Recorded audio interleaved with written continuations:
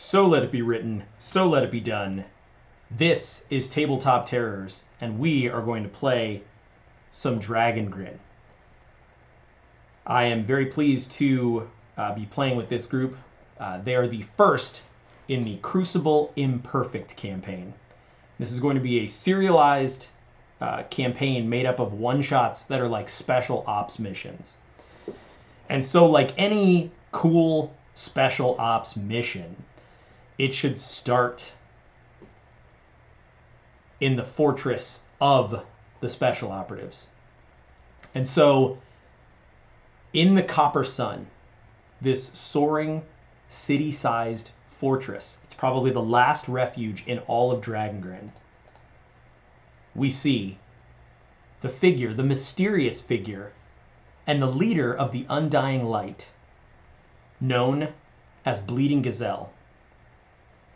And as she walks along, and there are these corridors of roughly hewn arcanic material, faint glows and whirring sounds, huge ring passes overhead as she walks into the inner sanctum. And in this inner sanctum, you see another young girl. You would know her as Mortis Lux. Most often she just goes by Lux. And she's looking into this strange glowing light. And Bleeding Gazelle says, "The rumors are true.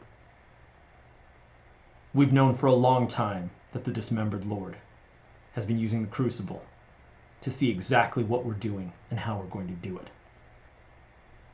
Now, with this having gone on unchecked for nearly 20 years, we've done it. We have the chance. Operation Darkest Sunrise is now in effect. Let the operatives know." And you see Lux sort of using these different arcans and this glowing light. She says, "Miss Gazelle, our best chance is Feygrave." Damn it. All right. It's the Reliquary, isn't it? And she's sort of like, she says, "Yeah, it's the Reliquary. If ever there were a time to get it, it's now, Miss Gazelle." "Very well. Bring him into the light. Who do we have?" And Lux sort of like is using these different devices. And you notice that your Titan bands begin to glow and hum. So, Alex, what are you doing when your titanium, like your Titan band, this relic, this thing that is so valuable and precious, where is it, and what are you doing when this thing starts glowing and going off? So you see it glowing and going off. It's on a workshop table next to some tools, sort of just laying there, and it's glowing. And as the camera pans out, you this whirring machine going around in the workshop. It's spinning, and it's got these arms sticking off out of it that are sort of set up as it whirs around to hit some drums and some strings. And as it goes around, you hear this music just blasting throughout this room, and it's going dun, dun, dun, dun, dun, dun, dun, dun, dun, dun, dun. And you see a small figure. He's laying on his back on one of those rolly things underneath a machine, and just his feet are sticking out, and he's like, "Come on, I got this." And from the corner, a large cat kind of perks up his nose and looks around and starts coming over and growling at him a little bit.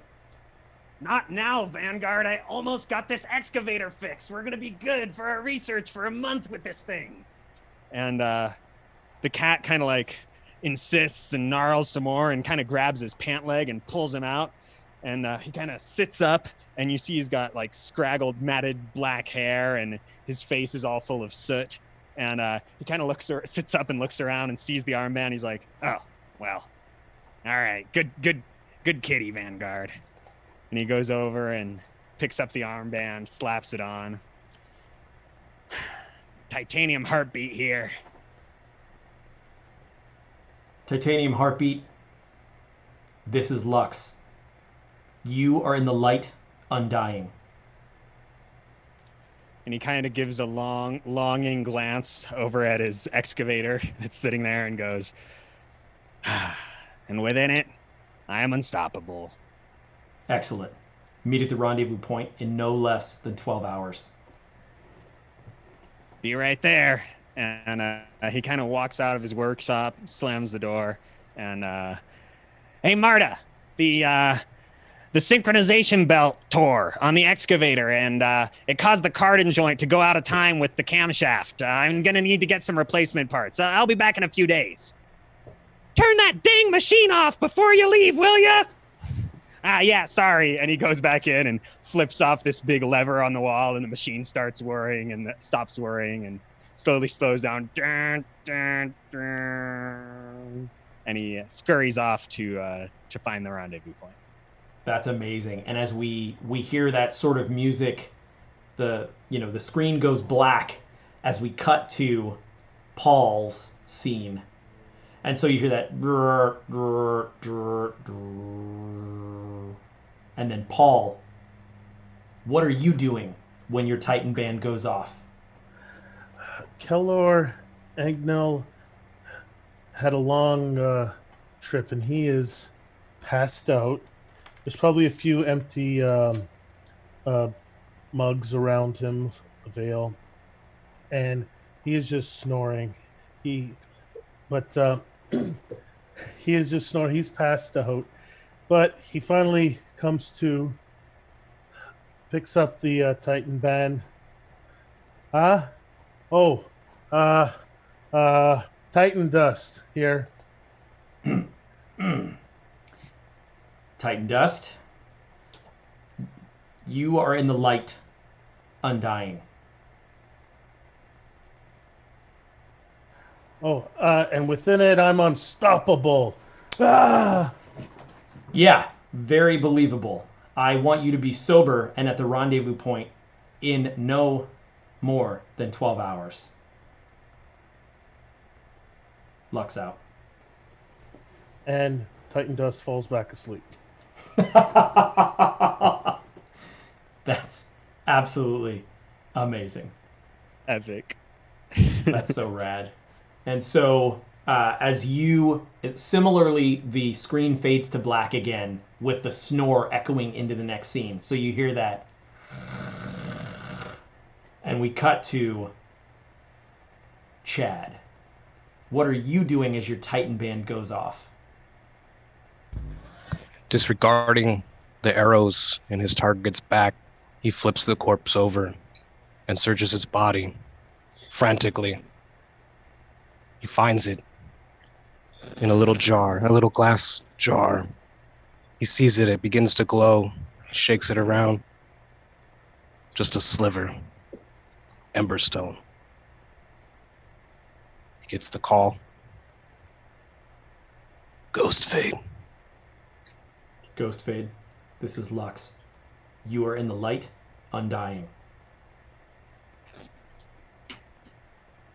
Yes, and in it I am empowered. I need you at the rendezvous point in no less than 12 hours.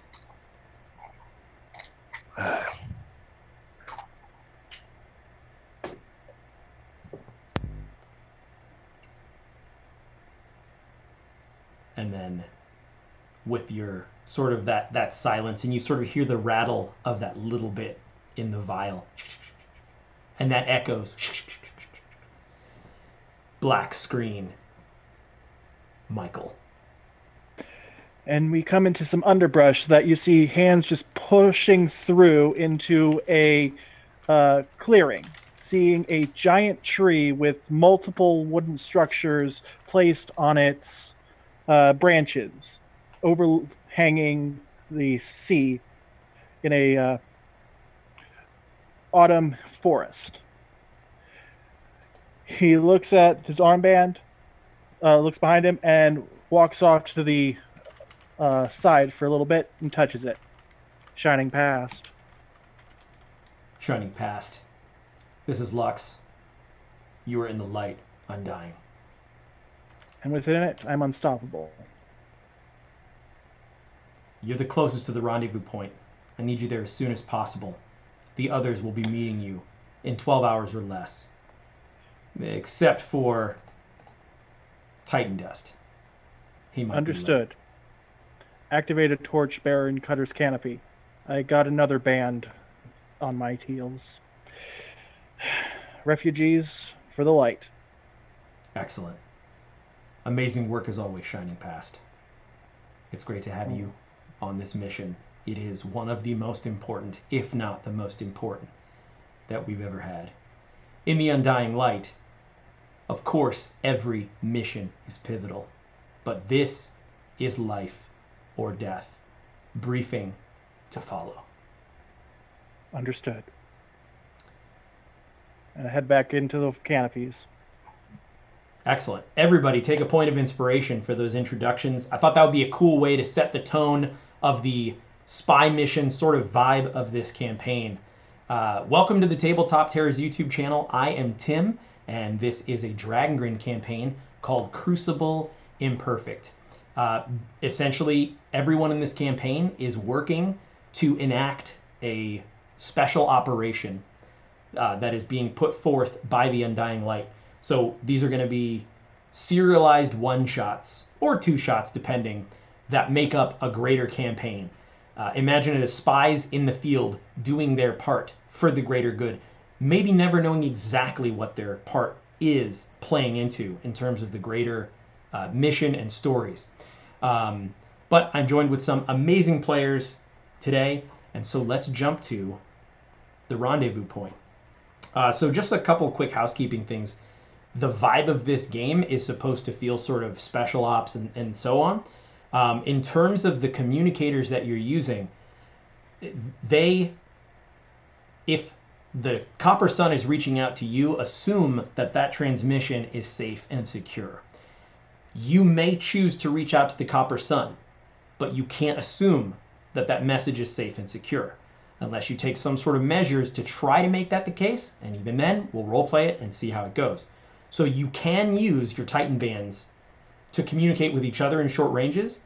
That's probably not going to pick up any kind of attention. So that's kind of the thing that you can do. Just from a roleplay perspective, I really wanted the cool feel of being able to put your fingers to your ear and have the comm sort of thing. That's just neat to me. And so, but what I do want to make it clear is that you can't just phone the Copper Sun anytime. Make sure that it's important, and make sure that if you try to do it, it's on a secure signal, or that you have a very good reason to do so. Does that all make sense? Cool. So you meet in the rendezvous point. Now, you are all in Feygrave. Feygrave is the once lush wilds that used to be known as Feyhold, in the shadow of Talus the Life Tree, but before Talus lived there, and this was a lush green forest. Now, the Life Tree of Talus has been uprooted, this enormous city-sized tree, and with it, the magics of Feyhold. So now, it is known as Feygrave. So Talus's violent uprooting has left a gaping hole in this landscape. So this is a twisted, fantastical, sort of dying fey autumnal forest. Everything is orange and brown and red. The creatures are a bit twisted. The wilds are dangerous and deadly and treacherous. And so essentially you are meeting in the it's one of the most southern points of Feygrave. And I'm going to leave it up to you all how you actually breach into the location. So as you all arrive, And I'll let you all choose, if you know each other and those sorts of things. But as you get into range, you hear Lux come over all of your comms at once. So, it's been 5 days, and the Lord of Ash here, Malvio Rand, was slain. Our reports are telling us that it was by a creature known as a Typhon, probably during a hunt. However, no one has claimed the reliquary yet. And as you know, a reliquary of a Lord of Ash is the key. It is their symbol of power, and by wielding it yourself, not only can you wield power, but there's a connection to the Dismembered Lord. Some even say you can bring it before him and become a Lord of Ash. We're not exactly sure what the reliquary is. We have been given some information that it was perhaps some arrows or a quiver or a bow. It's unclear. But what we do know is that it still sits in the clearing where the group was mauled, waiting to be reclaimed. It's only a matter of time. Your biggest threat is everyone else who wants this reliquary. Your mission is to claim the reliquary and get back to this rendezvous point. You have 24 hours, or our window will close and we will be compromised. Do you have any questions before I let you go?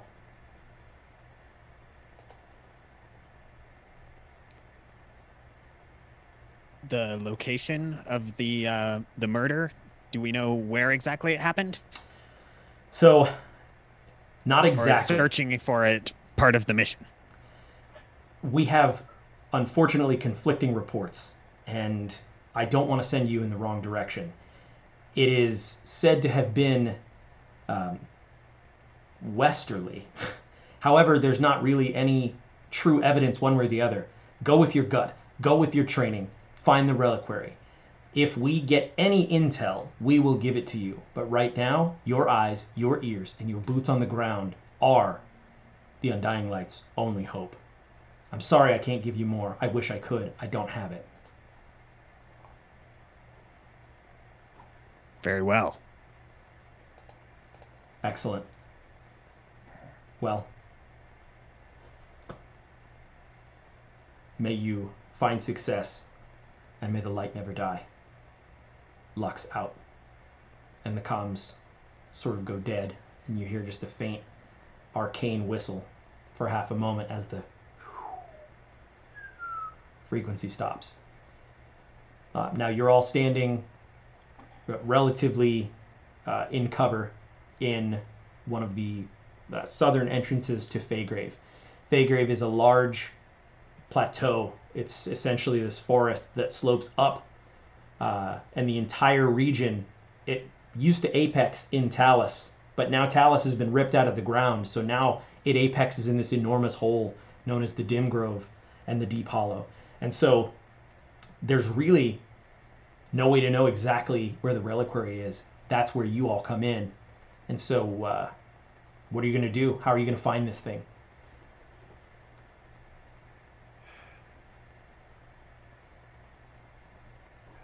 If someone can guide me around, I can keep my eye out for any magical signatures in the area. I will be your guide. Are any of you familiar with maybe some of the creatures or inhabitants of this area? I'm pretty new here. I'm from the jungles of Zaman originally, but perhaps if we could meet some of the local denizens, they might know or have heard of something. I've been here before. Do you guys know what kinds of locals there are around here that maybe we could seek out for help? I've been here before, but I don't know if you want to meet what I met. I am not particularly fond of others. And shining past, you were saying how you've traversed this area, bringing some refugees in. How well would you say you know the area in terms of the wildlife and the fauna and things of that nature? And I can give you some information on that sort of thing. I did not pay too much attention to the nature around. If anything tried to attack me, it didn't do much after that. Sure. And we can say that your entrance to and your path, you probably followed one of the shield paths or one of the other paths that are a little more safe. The thing that you would know, though, is that the wildlife here seems much more on edge, not just skittish, but violent.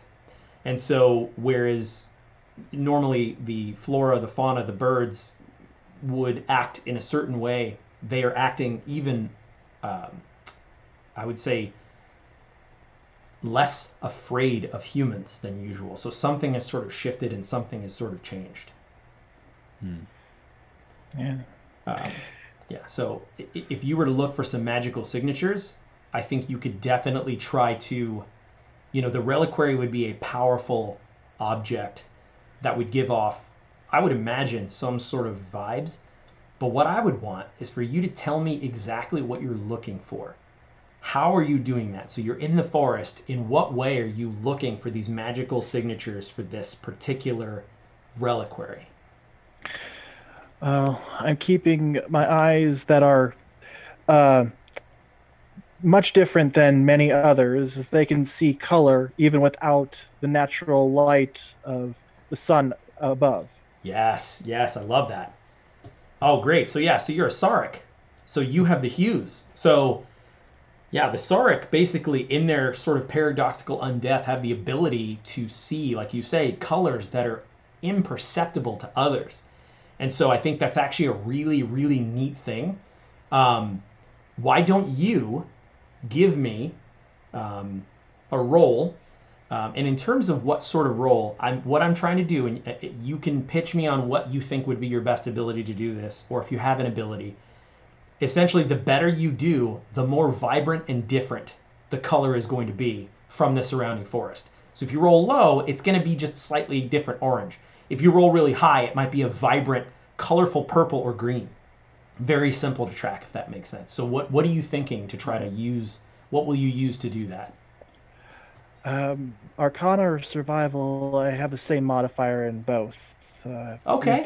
Either of them seem to be what would work. Yeah, so we'll actually combine the two narratively because they're the same. So go ahead and give me the roll, and because of how this is and the way you're looking, it's sort of mixing the two. Got a 17. Perfect.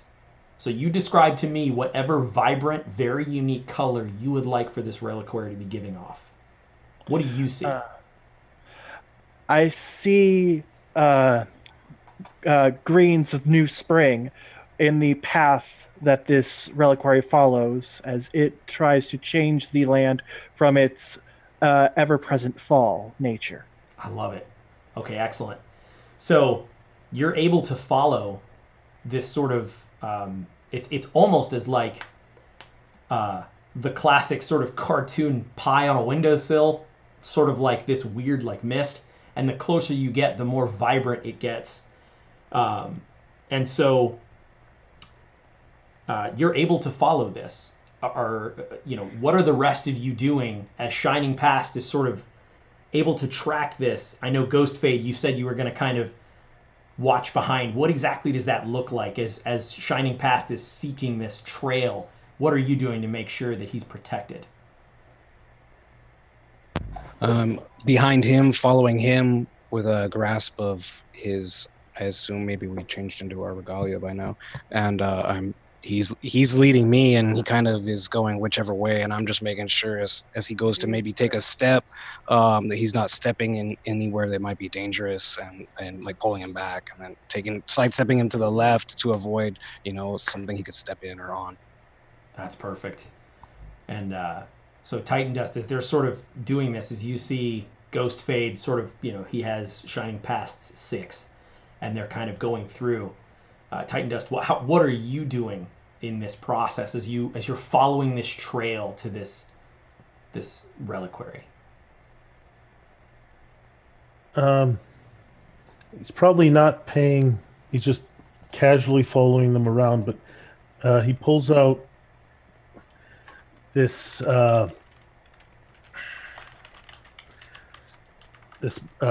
looks like it's probably a battle axe, but it is finely crafted. There's a lot of nicks, but it looks like it's still well maintained. And there are probably some trying to get all the maybe some arc and baubles on this one, but it's like Sure. fine craftsman that anyone who knows about weapons know that this has to be something special or something known. And he pulls it out. It's like wrapped up nice and gently, and he wipes off a smudge or something, and little out of sorts for how he looks. He's Drogus, so he's a little dirty around the edges a bit, but he seems to be also still. He's taking his time with this weapon, making sure it's nice and clean and spotless, and he holds it up in this nice. It's a white metal of some kind with a large curved blade, in the shape of maybe a crescent of some kind, and he just tests the weight out, puts it on the shoulder, and follows the rest of them. I love that, and I feel like that maybe the cleanest thing about you is that axe. It's the way I'm imagining it.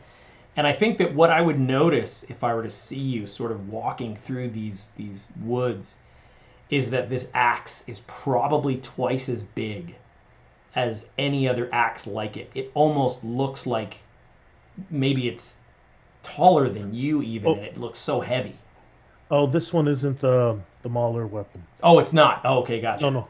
This is the Mauler weapon is the one he has it strapped to his back, and it looks like some people may not realize it's even a weapon. It looks like a bunch of things just slapped together, and that is a large hammer. Right. That looks like he's 5 feet tall. It probably is closer to 8.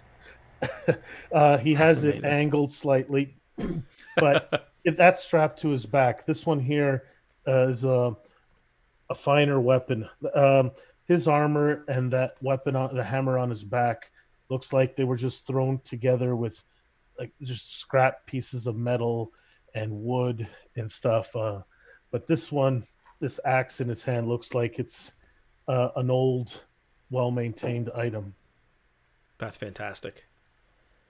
And so Titanium Heartbeat, as this sort of motley band is making their way through the forest here, what are you doing in such a place that is so similar to where you're from, but yet so very different in so many ways? What's going through your mind right now? So as the group takes off, his little legs are having trouble keeping up, and he kind of whistles, and Vanguard, who is his big cat animal companion, kind of comes out of the woods, and he mounts up on him.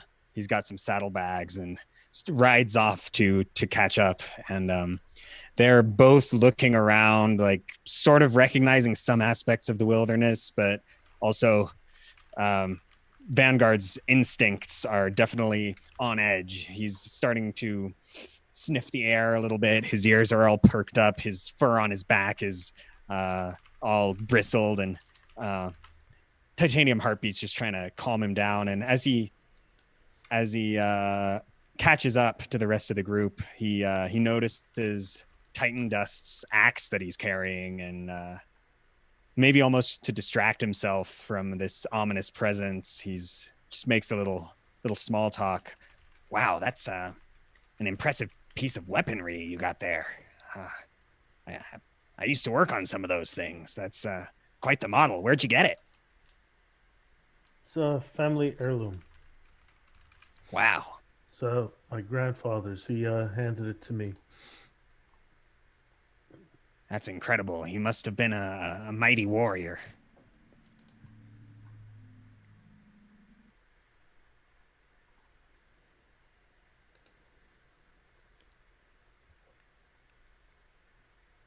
And Vanguard begins to pull to the right, slightly. Titanium Heartbeat, what is better for you? Would that be your, would you say it would be your survival, your insight, your perception, maybe even your investigation?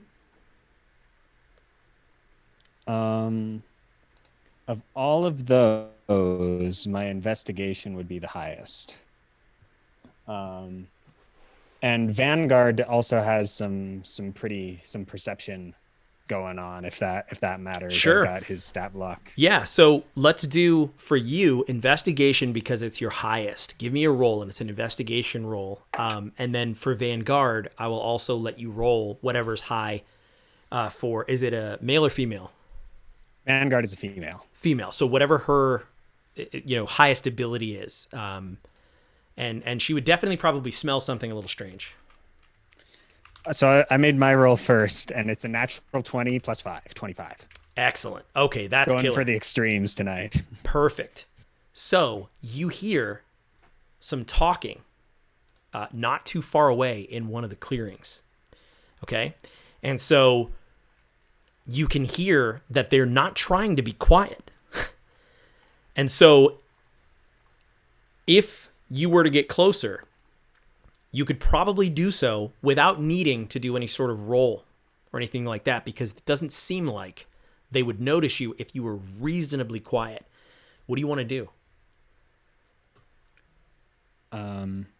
So we have comms, right? Yeah. So using the comms, I would alert the rest of the party. Hey, guys, I know our main mission is tracking this reliquary, but we might have some company here, just a little off course. It might serve us well to check them out and just kind of get an idea of what's going on. I know we want to stay focused, but this might be worth a short detour. What do you guys think? Look into it. Keep us informed. We're on your 3. All right. I've got to say I'm not the stealthiest member. I know I'm small, but my armor's a little clinky. I don't know if one of you might want to check it out. It's over in that direction. I can go look. That sounds like a better idea. And so I'll wait back and let Ghost Fade take a look. For sure. And as you do that, and as you say that, shining past, what you notice is the world is an explosion of light. And what was this wafting trail that sort of faded is immediately vibrant, like flowers blossoming and then writhing and then dissipating directly in the direction that Titanium Heartbeat heard the voices. So this has shifted and changed, and this reliquary's energy is vibrantly now like as though maybe someone has opened something or moved something and sort of stirred it. So the trail that you were following is maybe where it was, but now there's a new trail directly toward the voices of Titanium Heartbeat. Okay. Apparently they have something, if not the reliquary, very similar. We need to get it before we can continue, or that's the objective. Go.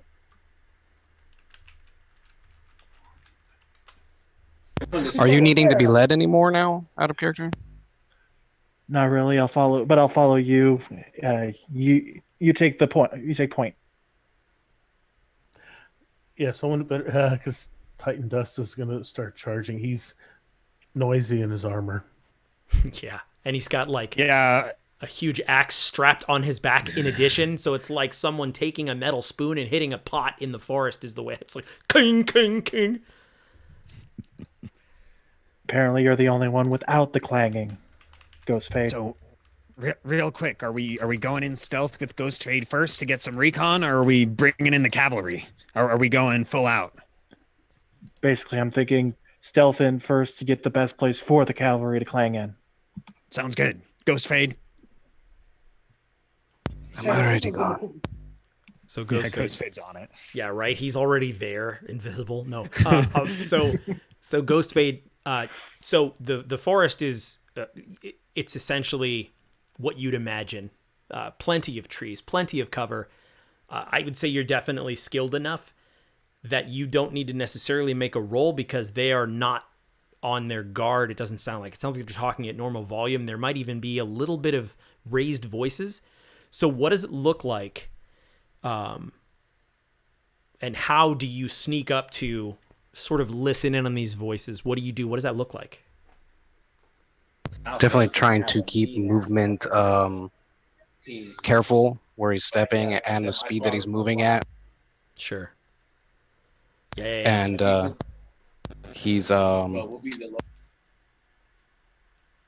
hindered though. He's not being a ranger. He's not slowed by his movement since he's moving by himself. That's perfect.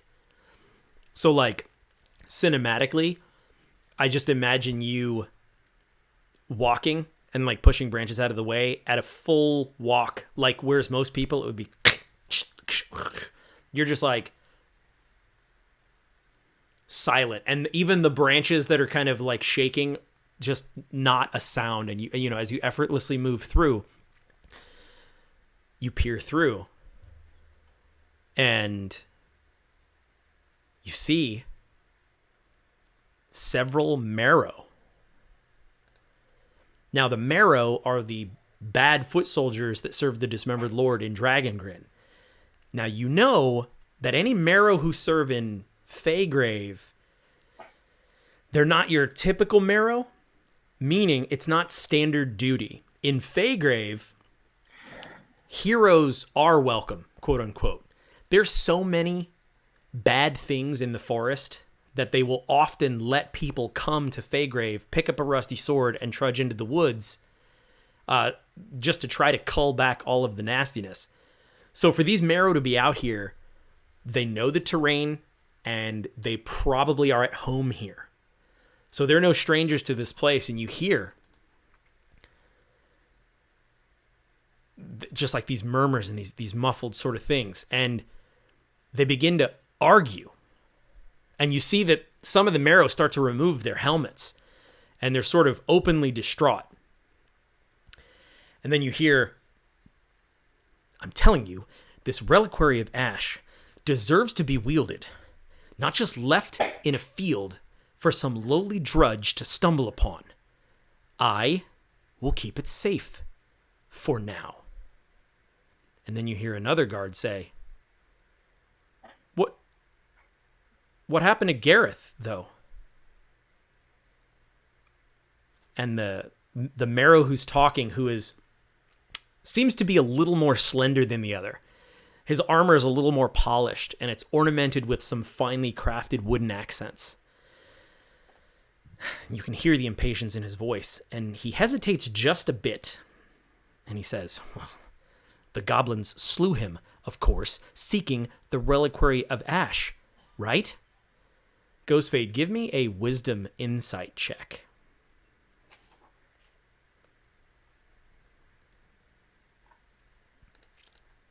19, my friend. 19.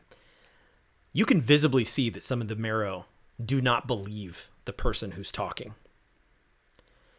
Right?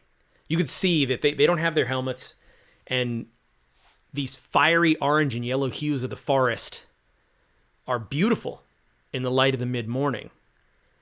And the forest feels peaceful outside of these angry voices now. And the two marrow that still have some helmets on, they stand over this third one covered in blood.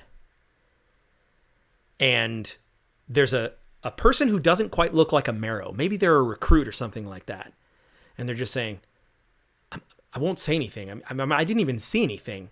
I mean, we all found him like this, right? I mean, and the quiver, I don't even know. I didn't see that ratty old thing. I don't even know if it was Malvio Rand's. And you know that was the former Lord of Ash. So at the mention of the quiver, and at the mention of Malvio Rand's name, you see that impatient marrow hold the quiver. He slides it on his back quickly. He pulls an arrow from it, and he holds it aloft. As he does this, and he points it at the non-marrow standing over the body. A spectral bow appears under the arrow. Before the non-marrow can react, there's an arrow in his throat, killing him instantly. The arrow blinks, magically appears back in the quiver, perfectly clean. No one can know about this Reliquary of Ash. Now let's go. And they start to walk off in the other direction, leaving one dead marrow and one dead troublemaker in the forest.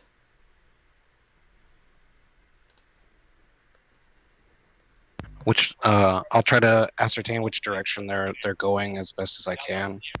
Yeah, absolutely. It looks like they're going north.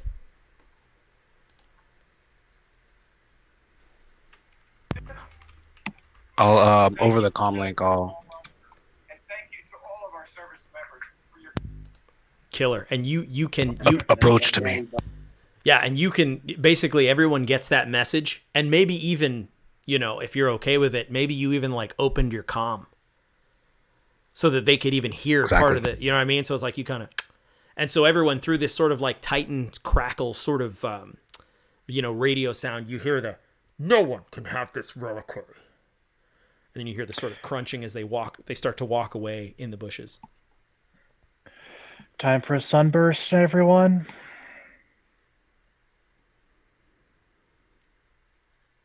Yeah, coordinated assault. These guys are scum. Let's do it. Just let me know when to start running. Count of 3. Ghost Fade's mark. Now. Oh man, we charge. Okay. They are not expecting this at all, and I will give you a surprise round on these marrow. Oh, let's go. I would also like to cast Bless on my 3 allies. Perfect. I would like to roar. Oh, nice. Excellent. So Fest your roar. That's super dope. So Yes, sir. yep. So essentially what that means is, and Chad, I'll let you kind of go for it whenever that's pertinent, but you are going to gain advantage on rolls. And then what I'll do is let me go ahead and roll for the marrow because they will hear that. Now, do you want to do it immediately? Because if you do roar, I think that might lose your surprise round. So like if you actually bellow, they would probably turn and prepare. So do you want to hold that until like the last second before someone basically gets up to strike or something like that? Yeah, either before they get up or even after everyone's attacked, I can bellow for the rest of the fight. Perfect. It's fine. That's killer. Okay, excellent. All right. I have pre-rolled initiative, but that won't count just yet because all of you are going to go. So I think because this is a surprise round, I don't mind letting you go out of initiative order. Ghost Fade, you're technically closest. Titan Dust, you were charging. So I could see an argument for Ghost Fade first, and then Titan Dust can go second. And then Titanium Heartbeat and Shining Past, I'll let you guys decide who would go next if you want to talk that out in the chat. So Ghost Fade, you give the mark. You hear Titan Dust's feet start. What do you do?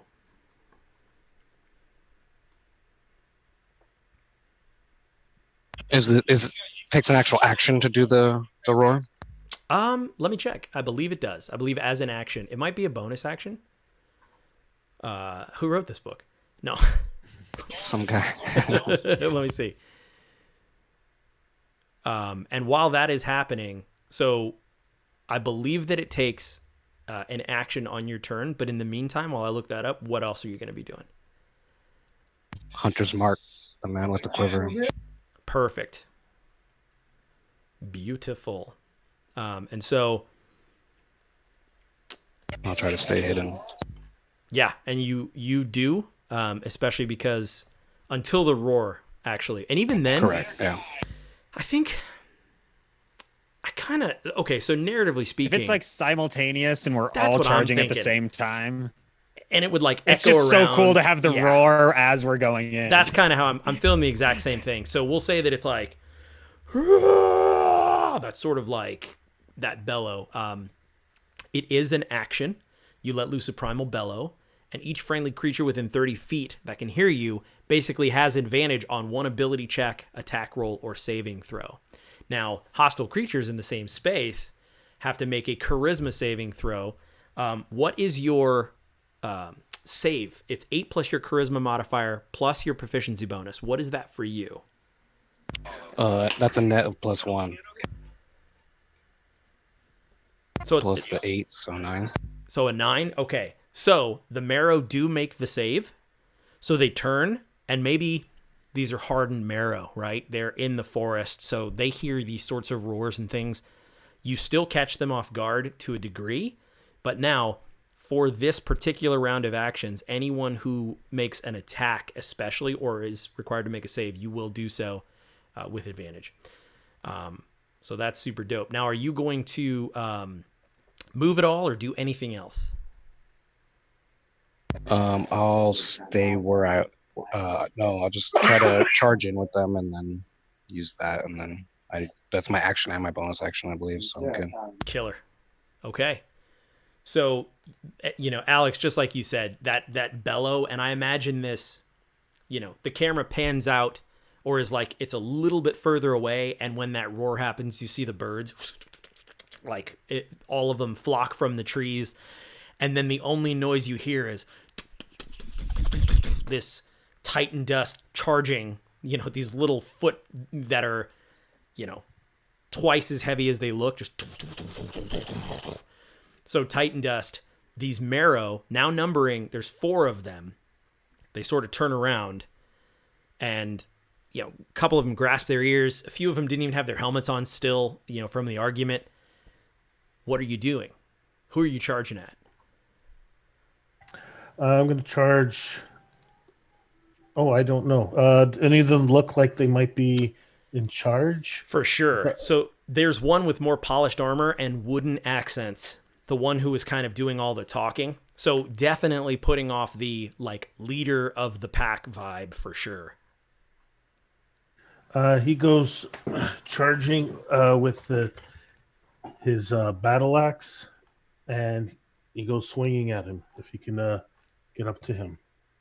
Yeah, no, you can. So you absolutely and can. I will recklessly attack. Nice. So I think. Don't you already have advantage from the roar? Oh, you would have it. Yeah, so you would have it for this first attack. So all right, so I won't be recklessly attacking. This is a planned attack. It's not reckless. Perfect. That's not reckless. This is measured. I'm ready. I rolled bad. 14. Okay. So even with advantage? I rolled a 7 and a 9. And did I apply my bless? Oh, yeah. Don't forget that. Oh, yeah. Don't forget bless. Yes. Hashtag blessed. Hashtag bless. +4. Papa bless. So 18. Okay. So you actually hit. And that's two-handed because I don't have a shield. And maximum damage, 13, as they come slashing right down onto him. That's amazing. And so with the brutal force of that hit, especially in the surprise, you see that there's a particularly nicely ornamented wooden piece on one of the shoulders. These marrow they're dressed a little more utilitarian. You can see that they're not quite as rigorous with their uniform in terms of it's much more utilitarian. A couple more leather pieces here and there, no bever, so this definitely hits through and the wood splinters. Absolutely and you can see that there's this, and maybe even the wood itself is the only reason why it didn't cut his arm off. This particular wood that's probably something from talus or maybe even one of the hope roots or something. But this sort of splinters and then it immediately turns from this surprised look to that won't happen again. All right, now of Shining Past and Titanium Heartbeat, both of you get an opportunity. Have you decided who's going to do what? I can go first and follow the Yeah, go charge ahead. of. I'll follow the charge of Titan Dust, apply my own Hunter's Mark, and attack the same person. Nice. All right. That and okay. Hunter's just Mark gotta- isn't concentration, is it? It is. Is Bless It is concentration? Oh, yeah, it is. Yeah, so I guess I don't do the Hunter's Mark, but that's a 15 to hit. Is that with your own bless? Yes. Okay. Roll That- the 1 for the bless. And what are you attacking with? What weapon? A long sword, one-handed. Okay. So as you do this, this marrow is still in shock from Titan Dust's axe. And you see that as the axe is sort of buried into the shoulder, there might even be a trickle of blood. Just a trickle of blood there. And you can tell that he's not paying attention. And so your single sword comes down and without even looking at you, he raises his marrow longsword and blocks your attack, and then whips your sword down and holds his sword out at you. And he says, "Not today." Is there anything else you'd like to do on your turn? No, that should do it. All right, Titanium Heartbeat. All right. I am charging on the back of Vanguard, who has a movement speed of 40 feet. Nice. So Killer. we're cruising, and we're gonna catch up. And as we're riding, he flips out a javelin, Nice. and he's going to throw the javelin as he's riding. Just whoosh. And here we go. That's gonna be a 21 to hit. Am I blessed? Yes, Forget it's Ghost Fade that's not because he wasn't around. Okay, gotcha. That makes sense. Yep, and he kept the So- concentration, so you're good to go. 24. So 23 to hit. That super hits. And we're gonna go. That's pretty good. 9 points of damage Yep. from the Okay. javelin. And as the javelin arcs through the air, it leaves a trail, a visible trail of like arcane energy behind it, and it impacts into this guy, probably like into his leg or something. Yep. And then as Titanium Heartbeat kind of clenches his hand a little bit, the javelin dislodges, Whoa. and it doesn't get pulled back along a straight line. It instead follows the path that it took before, almost as if it were going like in reverse, like That is time, super dope. along the same path it took. And he grabs it out of the air as it passes him, and says something clever like, "You're not the only one with returning projectiles." That's Figured that dope. one out from the Titans. That's so So rad. that's movement, action, bonus action. Yep. Vanguard is going to maul into this guy. He has Yes. a force empowered rend that I can use if I use my bonus action. So he right after he gets hit, he's just gonna try to maul into this guy and see if he can force empowered rend him. And that's 19 to hit. That hits. That also hits. I'm rolling these at advantage because of the roar, right? So technically it should just be one, the first one. So the roar is like a while it's happening thing. So it's not the whole combat at advantage. It's just that Right. one. So Would that apply to Vanguard though? I would or say just yes. for my attack? Yep. So Okay. no, I would Good, say because yes. I did roll at Yep. advantage. So basically, I just wanted to your make sure that was right. and then yeah. So the benefit is for if within 30 feet, your javelin, and then separately Vanguard for sure. But then after this, it's regular rolls back. After that, it's over. Got it. Okay, cool. And that's 1d8 plus 2. 2 plus 2 is 4. Killer. So It 4 all- points of damage from Vanguard. Yep. And so I think that Vanguard would probably also do some cosmetic damage, just because this marrow seems really arrogant, and I think I want to give him something to be really upset about. And so I think that there's probably this brutal claw mark in this pristine, otherwise polished armor now. And you see that, after the shoulder pad was cracked and now this claw mark, this went from 0 to ruined armor very fast for this guy. Nice. Good girl, Vanguard.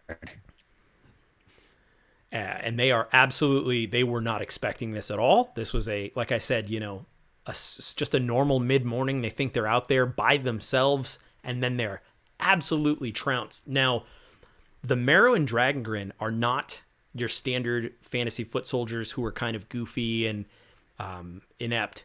So as soon as this happens, they are trained, and they are trained well. And so there are 4 total. The first one is kind of the leader, and then there are 3 others. So they immediately notch arrows and pull swords depending on how far away they are from you. And so just for the sake of simplicity, number 1 is the leader, and then there'll be 2, 3, and 4. The only one who's taken damage has been number 1 so far. For the rest of them, the first one is this really nice looking light crossbow that is it's got this really cool latch so that it's very easy to load. And you can see that as this commotion has started to happen, they've sort of gotten this crossbow up leveled at you. And so I actually am going to shoot at Vanguard, because that is I would imagine that as she's like swiping, they're trying to get the nearest, okay, I'm certain that doesn't hit. Looking for 15. Nope. Okay, yep. It was an 11. I didn't think so. All right, so I would say that the arrow goes through perhaps part of her mane or fur or wherever, so it's very close. That's sort of, and you hear it whistle overhead. So that's 1. They do get another attack. Here, I'm actually going to use my marrow die that I have set aside. There we go. Okay.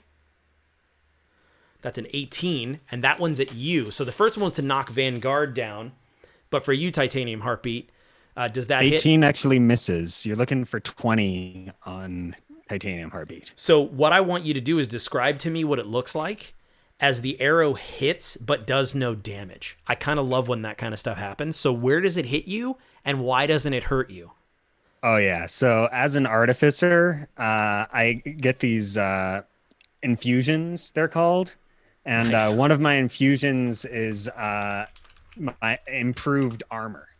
And Nice. So the way I imagine it is he took this old Titan Tech armor and molded it to his own body. So he kind of looks like a small, sorry, what are the Warforged called again in this setting? Tome Heart. A Tome Heart. He looks like a small version of the Tome Heart, and when the visor's down, it's hard to tell. And That's so dope. The arrow comes in, and as it's about to impact him, his armor kind of gleams a little, and the energy that it's infused with coalesces right at the point where the arrow impacts him, and there's a spark that happens, and the arrow hits, but it smolders with smoke, it got shocked out of the air, and he kind of turns around nervously. Oh my god, I'm so glad that worked. I'm so glad that worked. That's amazing. It's that's such a actual inventor thing to do, to be hey, I'm gonna test this out on the battlefield, because why not? Yep. And the marrow is so just vexed, that's because the arrow hit, and 18 hits. They know they had you. Deadbolt sights, Another one charges with a short sword. Actually, draws a short sword and is coming straight at you, Ghost Fade. And so that does not hit. Unless a 7 hits you. I can't imagine. Maybe going down. Nope. And a...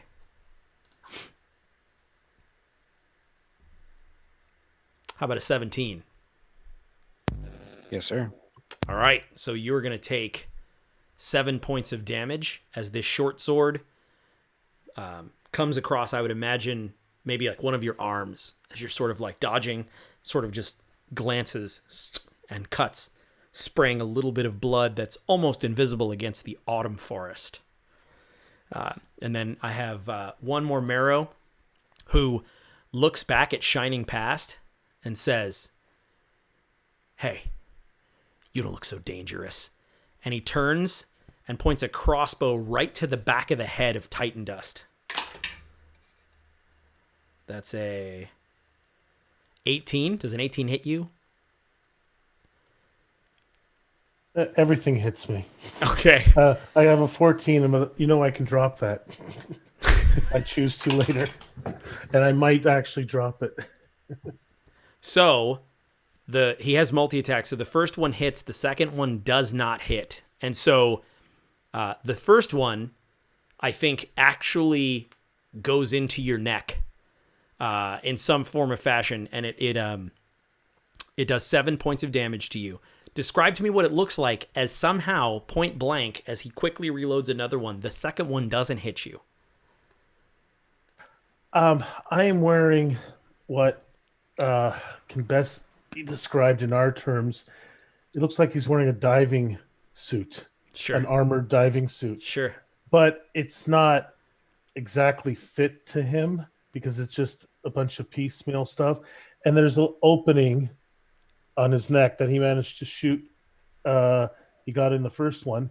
He just turned his head, and then there's a little more armored plate, and he went to fire again, and he hit the plate. Just a slight move, and he has a feeling that Titan Dust is not happy with that. That's amazing. And I think it does the classic sort of like that close. It's sort of like the effect of your axe hitting your back, except instead it's an arrow hitting your bever, that sort of diving helmet. So it sort of makes that as that happens. Now, there are still all the Marrows standing, and we're going to jump into initiative order, which we pre-rolled. First in the initiative order is actually Titan Dust. So you get to go again. Alex, I was going to have Vanguard go on your initiative, if that's cool with you. Just seems simpler. He goes at the end anyway. Yeah. Sorry, I was just going to say, just while I was thinking of it. But yeah, so Titan Dust, this is all you. So behind, I guess where's Shining Past? Is he up in melee or is he ranged? I don't. Melee. He ran up in melee and basically tried to sort of swipe next to you, and then that Marrow raised a longsword and sort of blocked it and parried his blade down, but he's still right there in like classic sword fighting range. He takes the axe and he drops it down and he pulls the hammer loose and somehow manages to you hear these snaps just pop off, and he pulls this unwieldy hammer off his back, and he grabs it's in two hands, and he goes, "You pissed me off." Bonus action, rage. Nice. And I will be recklessly. Was going to say, yep, if you want to do that now, the roar is over. Now is the time. And oh my goodness, my highest is still a 9 on the die. Oh, buddy, you're still blessed. I was going to say, yeah, don't forget the bless, because he's still doing the concentration unless... I wasn't hit. Yeah, you weren't hit, so you're right.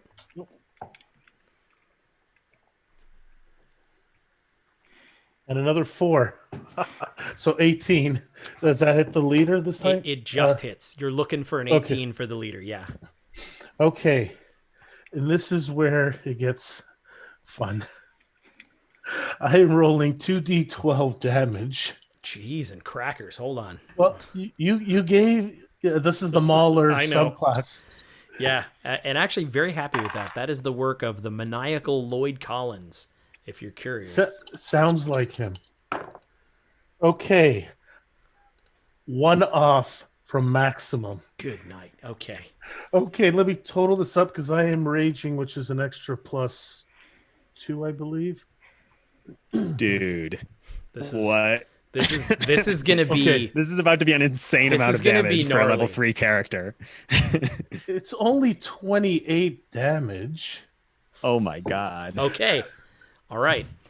So we're in Dragongrin, and Dragongrin has this cool optional rule in the Brutal Champions section where what you can do is essentially there are all kinds of different combats, like variant rules that you can really just spice things up.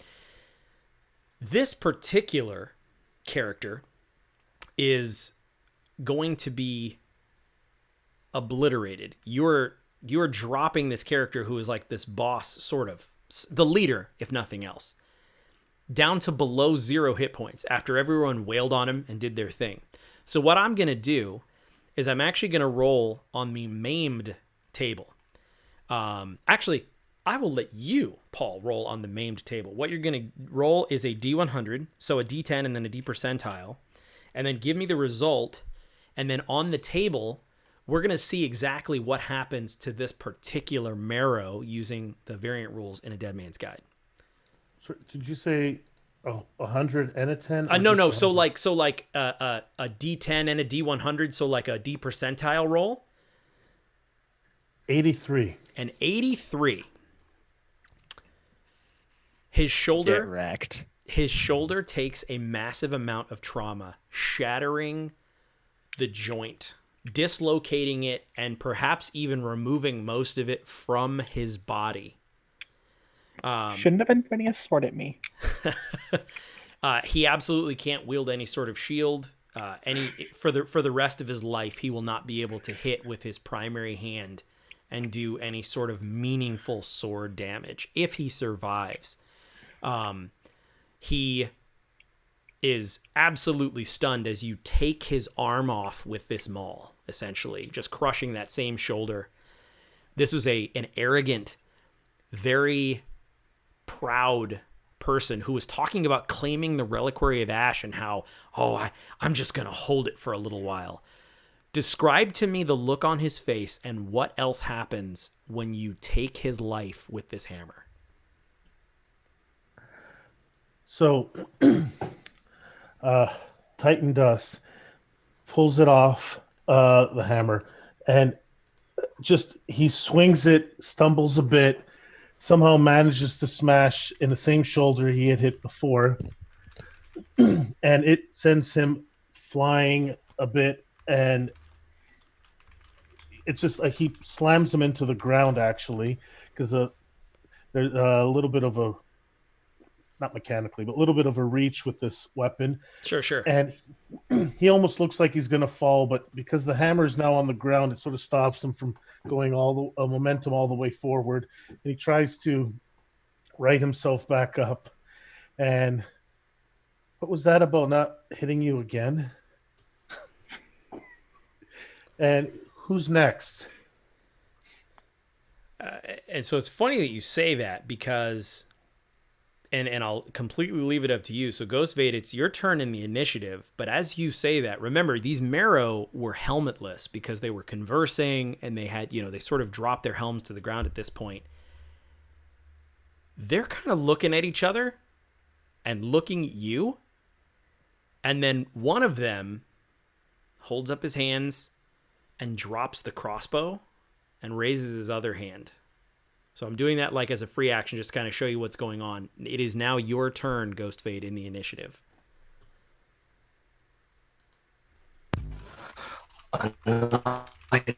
Unlike light, you shall die. There was one that struck me, right? Still alive now? Yes, it was. Um, Which is I'm gonna probably move my why hunters- he said, hey, bro. Hey, it's just a game. Why you mad? And so I'm going to move my 100 mark to him and then attack him. Nah, 20. Oh, God, yeah. So, yeah. You definitely hit him. Tell me what it looks like. He has no helmet on, so the short sword pierces right through his throat and then out the side, and then his arterial blood just. Oh, how much damage are you doing on that? How you want to do a crit? So Sir. yeah, so in Dragon Grin, we actually do some pretty gnarly crits. So the way that what we would handle it as is that your maxed damage die. So one of the dice rolled for a critical hit automatically gets the max result. So instead of rolling 2 damage dice, take the maximum damage of the die of the highest denomination plus the modifier, then roll your die and add that damage, if that makes sense. So like, what damage die are you using for this attack? 6. Right? So you immediately get that number, and then you get to roll again. And then he's also a humanoid. Is he human-ish, or? Yeah, he's definitely a humanoid. Yeah, and so check this out too. There's a table called Critical Consequences, and so we're playing with these brutal combat rules. When you get critted, I roll a d20, and in addition to the deadly damage that gets dealt, they also come with consequences. So, actually, why don't you roll me a d20, and I'll tell you what happens. 13. A 13. This target may not gain temporary hit points or hit points until the end of its next turn. So it can't be healed. You basically hit it so badly that it's spewing blood or is some sort of organ that's been nicked. It's not just as simple as some sort of medicine check by his buddy. It's some sort of a really gnarly wound. So for this entire turn, no healing is going to work on him. But he's still barely standing, and he's sort of holding that arterial wound, and through the white plate armor of the marrow, you can kind of just see that, and it's just these flecks of blood. Is there anything else you'd like to do on your turn? Just face the others. The other one is still standing. Sure. From where I'm at. Right? You're like, Tim, what else can I do on my turn? You want more from me? I just murdered a marrow in cold blood in one hit. Like, back off. So, and speaking of backing off, not the one that you stabbed in the throat, but there was one other marrow who was sort of thinking of what he was going to do. He turns and attempts to run away. So he takes his full dash in the other direction. If anyone wants to take an attack of opportunity, I will. Who would be necessary, like close enough to do so? I'll let you do one, just regular melee hit attack of opportunity. The question is, am I close enough for a melee? I would say yeah. So he doesn't drop his sword either. He just sort of tries to book it into the woods.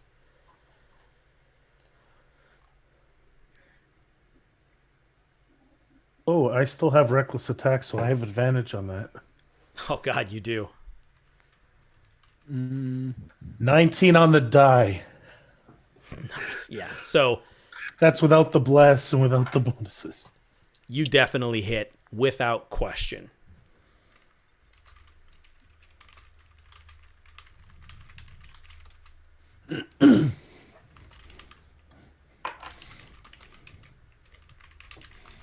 All right, how much damage are you killing this?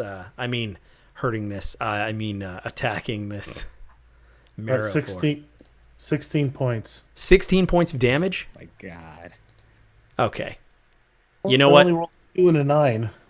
So I'm not even going to go into the variant maiming and all that stuff.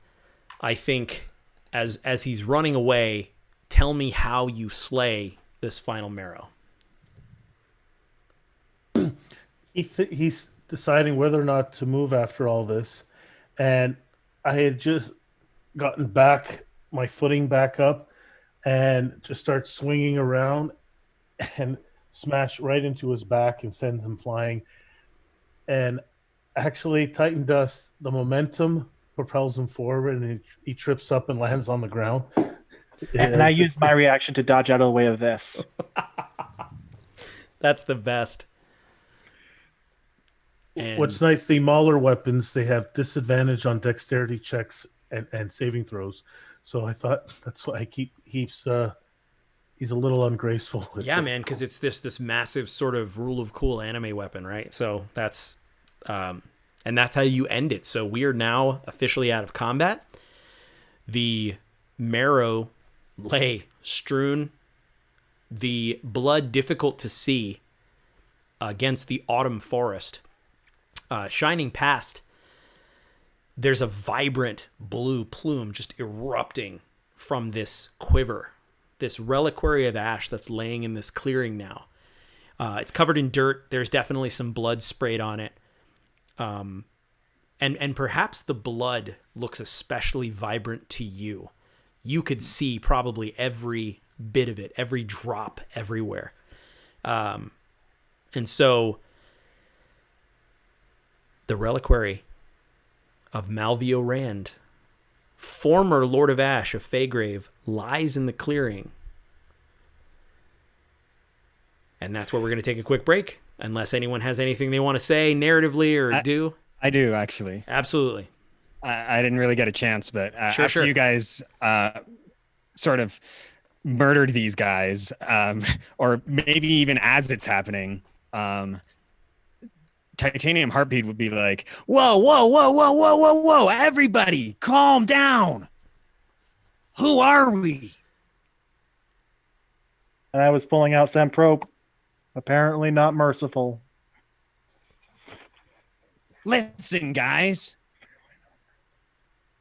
I used to make weapons. Lots of weapons. For the Dismembered Lord. One day, I was invited to see how those weapons performed. A group of Marrow and some of the Iron Hearts, some bigger machinery too. I went to squall a rebellion in a small town. I was there for quality control, he called it. It was a massacre. The few rebels there, they tried to surrender. But the Dismembered Lord had no mercy. And his men had no mercy. They cut down those who had clearly surrendered, who had their hands in the air, no weapons. And on that day, I decided that I would never make anything for the Dismembered Lord again. Now that's why I chose to join the Undying Light. And he would point his finger up at Titan Dust. That's why. Because we do things differently here. We're not like him. If we're going to be on missions together, I can't be doing this with you guys. If you're going to be cutting down those who have clearly surrendered. Heartbeat. Otherwise, what makes us different from who we're fighting? Yes. You are why I joined the Undying Light, and people like you. Even if I can't be better, I am glad that you are. The world is not black and white. If you knew what they did to my family, you would wonder why I was so calm in that moment. And he just turns around and goes to pick up his axe that he dropped on the ground. Before the guy ran away, I would try to pass my. You didn't slay him, right? You let him go. Oh, I killed him. Oh, he killed him. Oh, you did kill that one? destroyed In the coldest The blood. last one? In the Okay. in the coldest blood. Who's that person? Okay. They wanted blood. They just did not expect it to be their own. I have no mercy for Morrow, and I'll spit on one of them and begin to rifle their corpses. Yeah, absolutely. And I think that's so what we'll do is that's where we can, again, unless, are there any other scenes or story notes you guys want to hit on before we take a quick break. And it'll be quick, like a 5-minute restroom, refill your drinks kind of thing. And so, awesome. Well, I'm having a blast. This is a lot of fun. We got a lot of really awesome people hanging out with us in the chat. So let's go ahead. I'm just going to mute. I'm going to leave my camera on and all that stuff. I don't have any overlays cooking or stuff. So, thank you all for hanging out. I will be right back in the chat. I'm going to use the restroom, and then I will talk, and we'll answer any questions in the chat until the players come back. And then we'll kick things off and see what in the world are these fine fellows going to do with this Reliquary of Ash. All right. Be right back.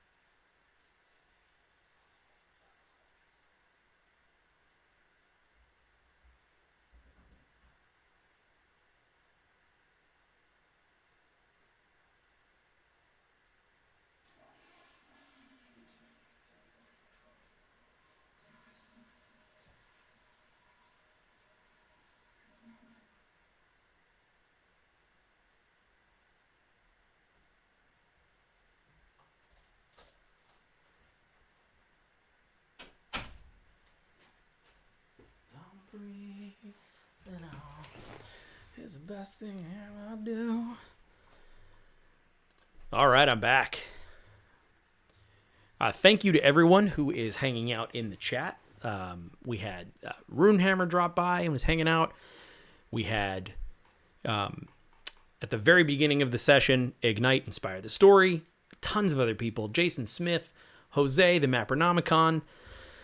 A lot of really, really, really cool players and people that I respect from the community. So if you have any questions, feel free to hit me up. But if not, I'm probably just going to ramble. Let's see. Oh, Slipshield asked, what is Dragongrin? A lot of really good answers. Basically, Dragongrin is a custom setting we recently published. I am part of Absolute Tabletop. We're an indie RPG publisher.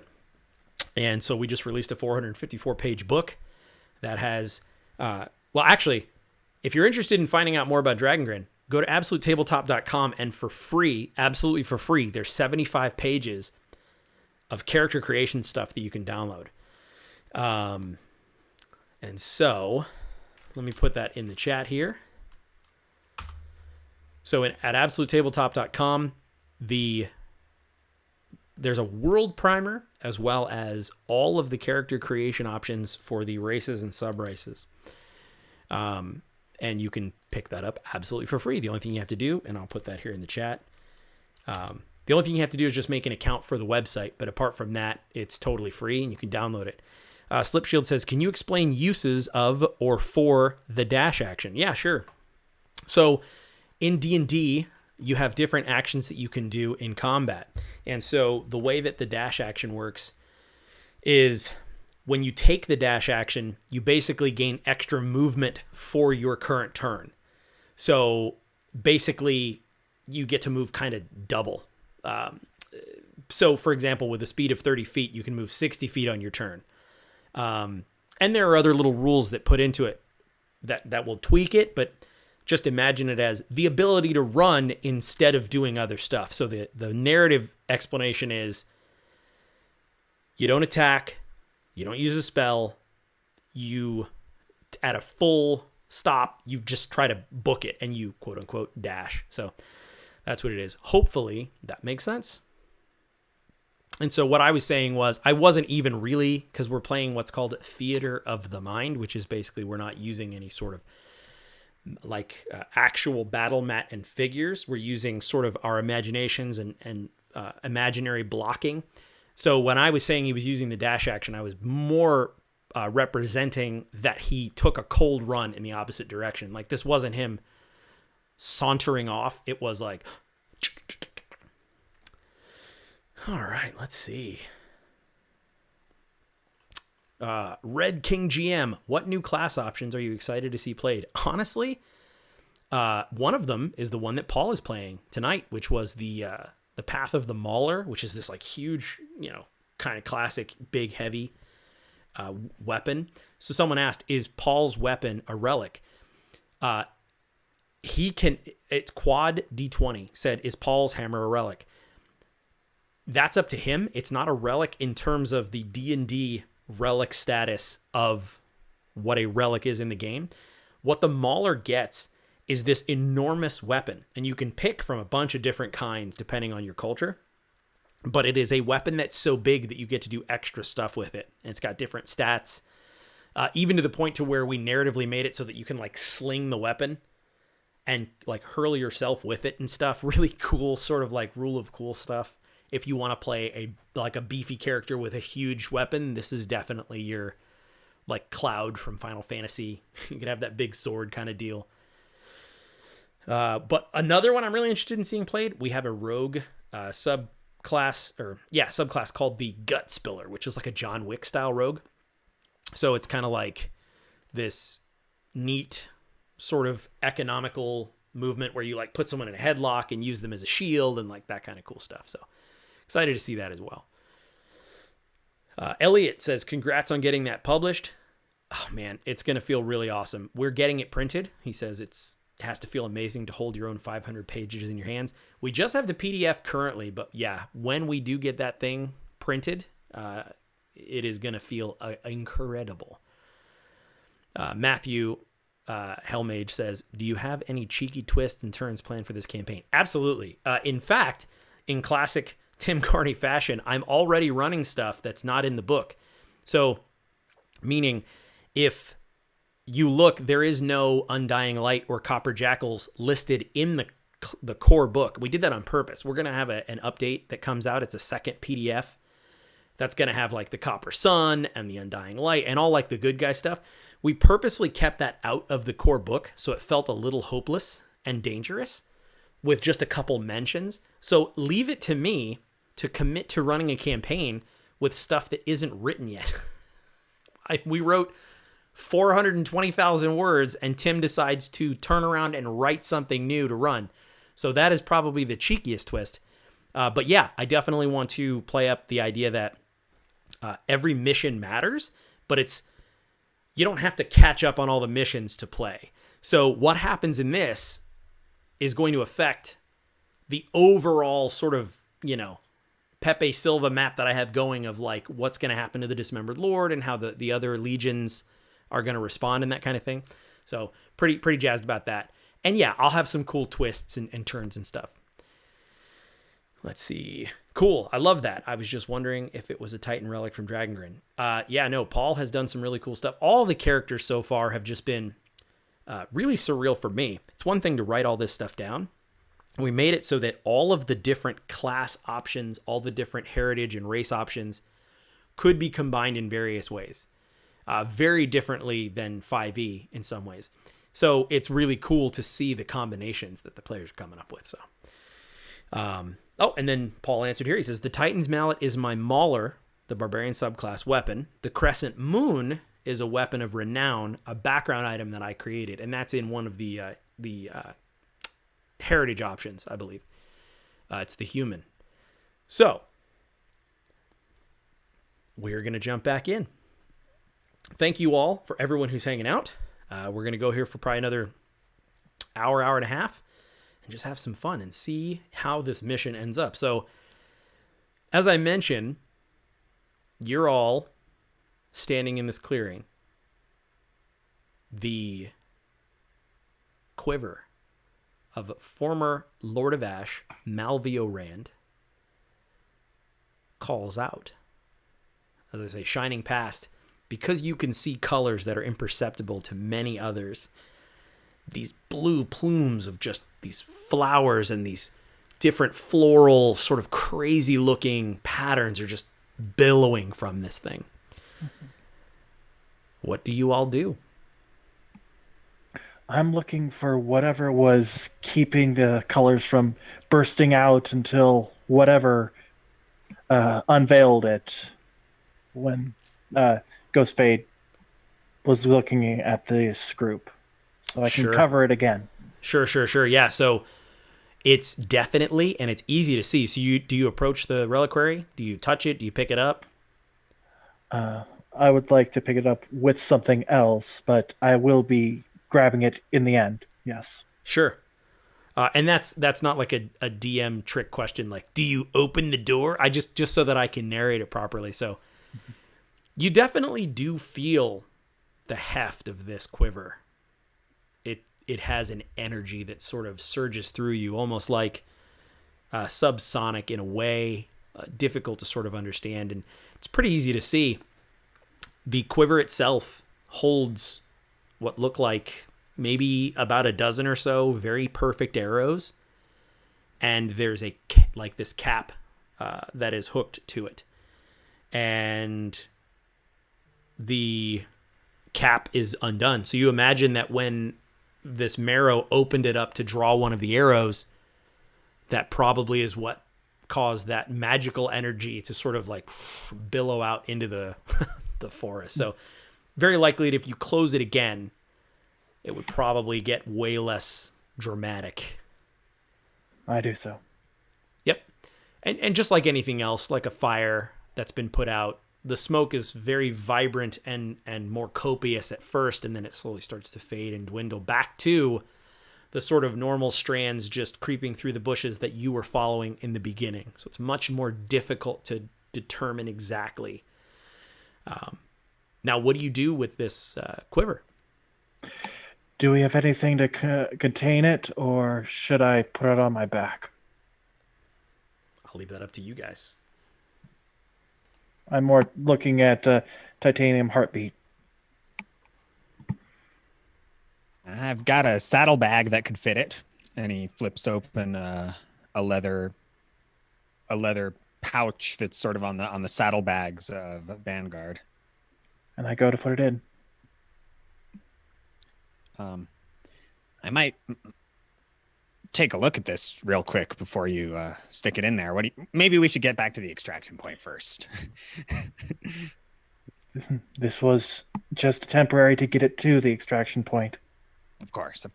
There'll be time for that later. And he calms his desire to investigate and his curiosity to study this thing, at least for the moment, and closes the flap of the saddlebag.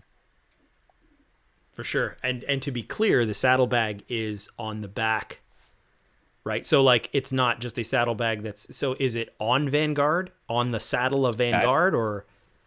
Yeah, it's on Vanguard's saddle. So he actually has like a few of these different pouches that contain tinker's tools, arcanist's tools, thieves' tools, alchemist supplies.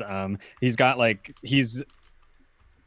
a bunch of gear sort of, and he's saddlebagging it for Killer. For titanium heartbeat. And this was just an extra empty pouch. Got it. Yep. Okay, cool. Just that way I kind of know where it is as the campaign unfolds, you know. It is on Vanguard. Perfect. Yep. That's good to know. Oh, God. So the reliquary is in the saddlebag. You guys you've been traveling, westward, and your extraction point is back toward the entrance to Feygrave. If you can get out of Feygrave through the front door, so to speak, without being noticed, it would spill you into a dominion of ash known as Innis.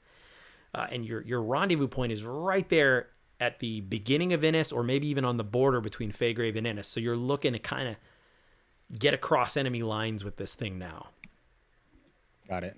Can I ask how long we had been walking from the extraction point? Yep. So it was actually relatively quick. So if you got to the extraction point at dawn, say, then by 11 a.m. all that happened.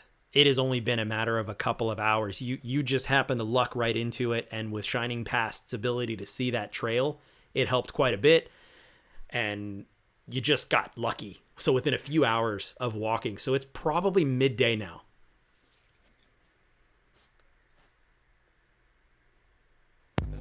If we did call her, if we call Lux and say, don't say anything right? obvious, Exactly. but just say,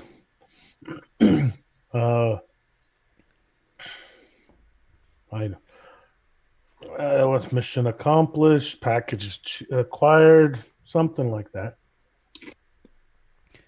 And sorry, I forget this. So this is a DM No, question, sure. Yeah, but let's see if I remember. did they tell us to meet back at the extraction point after a certain number of hours? Like, is this a situation where we have to go there and then hold that point for however many hours until they're gonna Pretty come much. get us? Yeah, so it's Or is it like we get there and we're supposed to call them when we're there? So deals. it is an either or kind of a situation. So if you get there, they will put it this way: they will wait a certain amount of hours before they think that you're dead or the mission is over. But if you get there sooner, they'll know.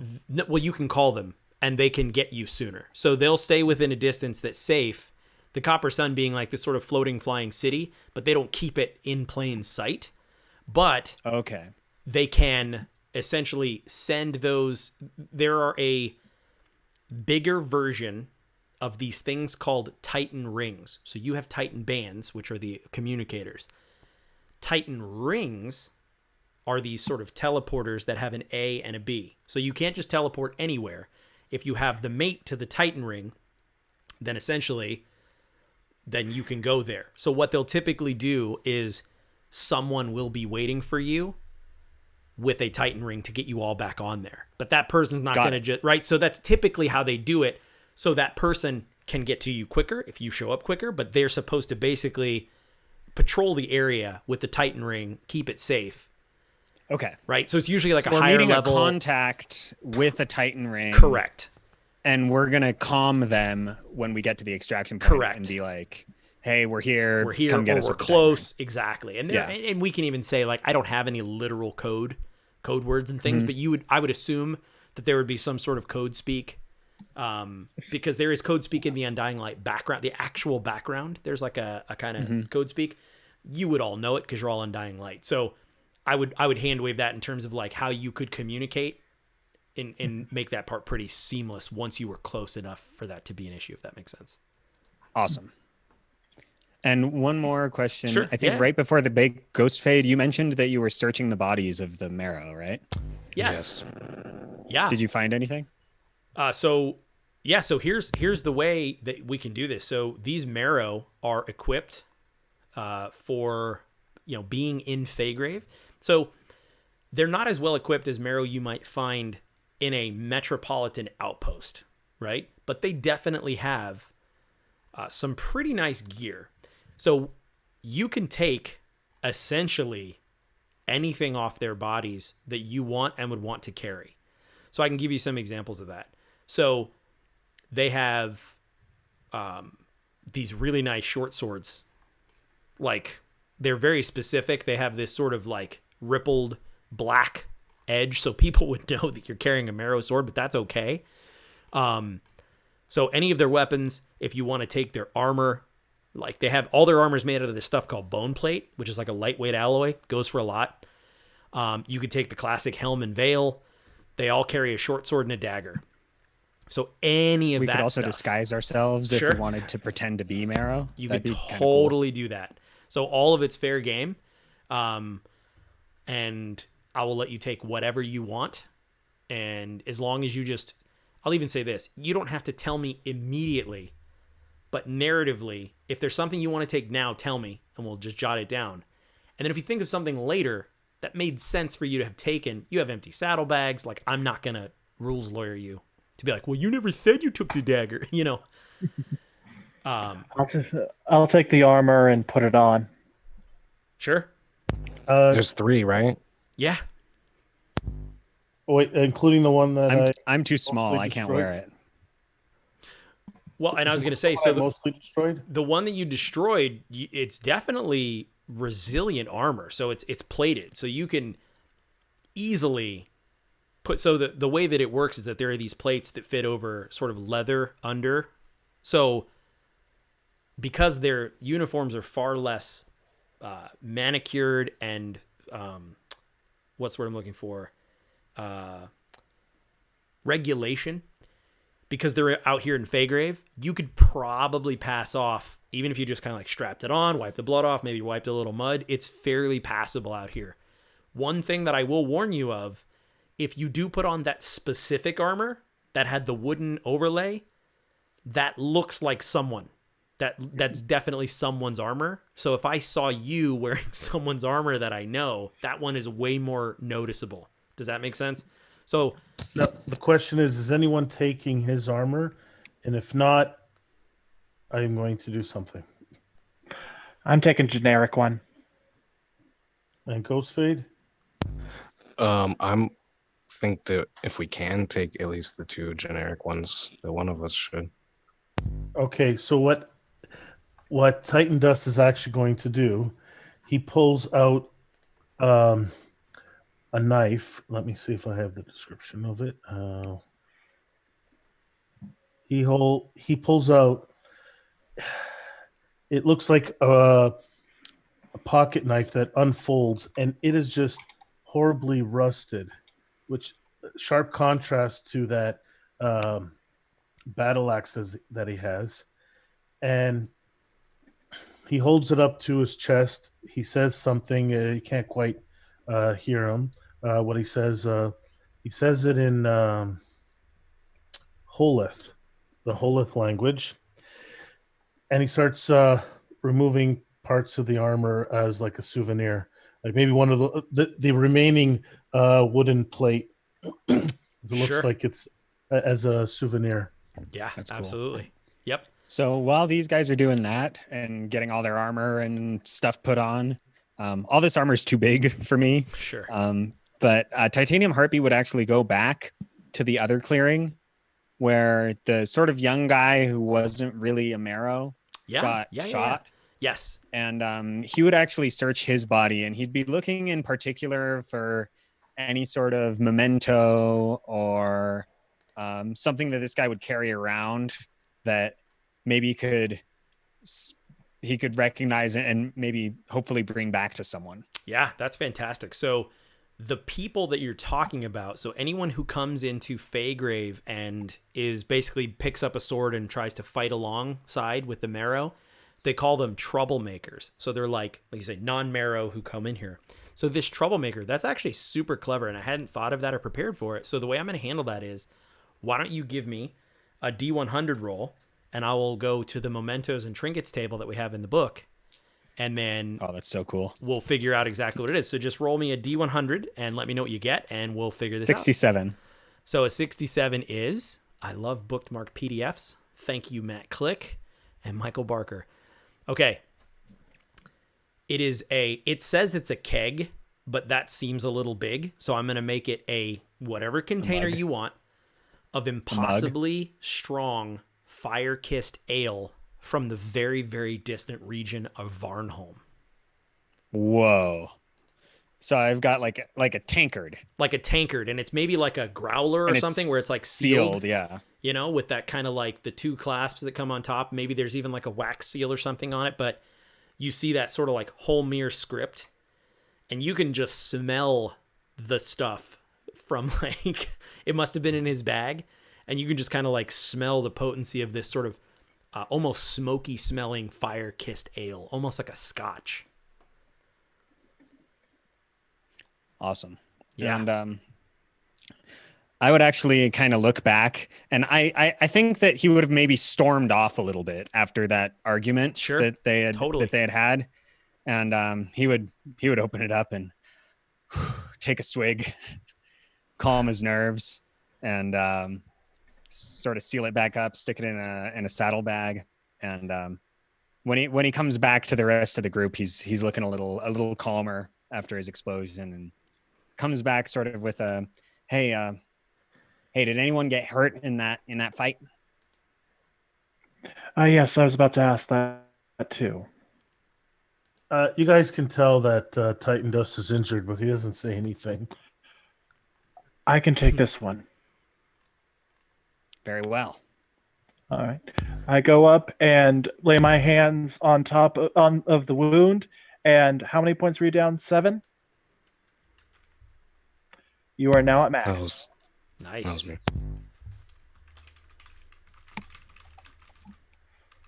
Here.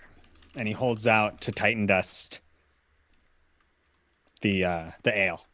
Nice. You're offering Healing. him the You ale? take the healing of the body. I'll take the healing of the soul. That's perfect. I was wrong to judge. You're right. I didn't know what happened to your family. He takes it. He nods both to Shining Past and to Titanium Heartbeat, Yeah, and and this, he puts it away. I was gonna say the smell of this stuff is like a campfire, and it probably is smoother than you anticipate. It's a very well brewed sort of ale. You'd expect it to burn by the smell, but it's sort of like, and you know what I'm gonna do is this stuff is like rare, powerful, and delicious. Both of you can take 4 temporary hit points. Basically, anyone who drinks this stuff, we'll call it probably for the next hour before the buzz wears off. He would offer it actually to everyone. Like, we'll split it up if anyone has wants to take a swig or pour it in a cup or something. So yeah. Killer. And Titanium Heartbeat is going to keep the bottle after we're done with it. Obviously, the liquid isn't going to be that important, but he figures that if this is from Varnholm, Sure. there are probably only a very certain number of taverns in this area that's so far away that would serve it. And he's going to, maybe when all this is done, he has the idea that he'll go find a tavern that serves this and ask there about, if they know this guy and that maybe he could track down his family or something that way and let them know what happened. Yeah, that's amazing. As sort of a clue or an investigation. Yeah, that's killer. So does anybody not drink, or is there anything else you would like to do before you move on to the rendezvous point? I poured some on my cut. Nice. Yeah. Yeah. That's a waste. Well, It's better than pouring it out for the dead. and would the dead even be helped by it? I say with my skeletal face. I love that. I pour one out for the like of you, but not them. Well, let's continue. Yeah, let's make it back to the extraction point. Is there like a strategy that we're doing here? Or are we just walking back? That's entirely up to you. I'm asking the group. Oh, sure. Sorry, Yeah. that No. I'm just making sure you know that at this point you're on your own and you got to survive. I'll try to. Go ahead. I'm just going to add on to whatever you say. I would like to move ahead of you guys to try to make sure that, be able to like see or hear something before you guys do. And you kind of sounds loud. smart. And I'm going to heading back in a dark black cloak, covering my marrow armor behind the group, just in case someone still ambushes from the side and I have to be a marrow reinforcement. Okay, great. Yeah, for sure. Between you and I, Paul, did you want to take the armor? Otherwise, I'm not going to probably be stealthy and have to pretend I'm a marrow. Oh, I'm not. He's not going to wear it. Okay, He then just took a souvenir, one of those wooden plates that will. They marked him as someone specific, so he's taking that. He left the armor unless someone. But like, Okay, popped I off the have an wooden idea. stuff, yeah. Hear me out. This might seem crazy, but if 2 of you are wearing marrow armor, what if you bound us? Fake bound. All right? And you've captured us and you're escorting us. So if we run into any marrow, maybe we can talk our way out of a situation. Like, you need to escort us somewhere and we can get past them without needing to fight. How does that sound? I have rope. Sounds wise. I was thinking that out of character, but my character wouldn't think that, so I'm glad yours does. Nice. Awesome. So yeah, we'll pretend to be prisoners, and we're being escorted by 2 marrow, and we're going back to the extraction point. That's great. Yeah. So you want, he doesn't want to give up his weapons, so he might have to put the armor on. Oh, that's a good point, because his weapons are so dear to him, and they're enormous. So, yeah, but That's fair. it's your call. It's totally your call. Okay. So who wants? If he chooses not to be a guard, who wants to be the 2 marrow? I guess Shining Past and Ghost Fade. Then he will put his, if Titanium Heartbeat is okay with it, he would put his weapons on Vanguard. Yep. And be close enough that he's not going to be tied up for real, so he can still grab his weapons. That sounds good. Or- Vanguard, you can put him on a leash and just bring him along. He'll follow you if you have a leash. And so I'll be bound.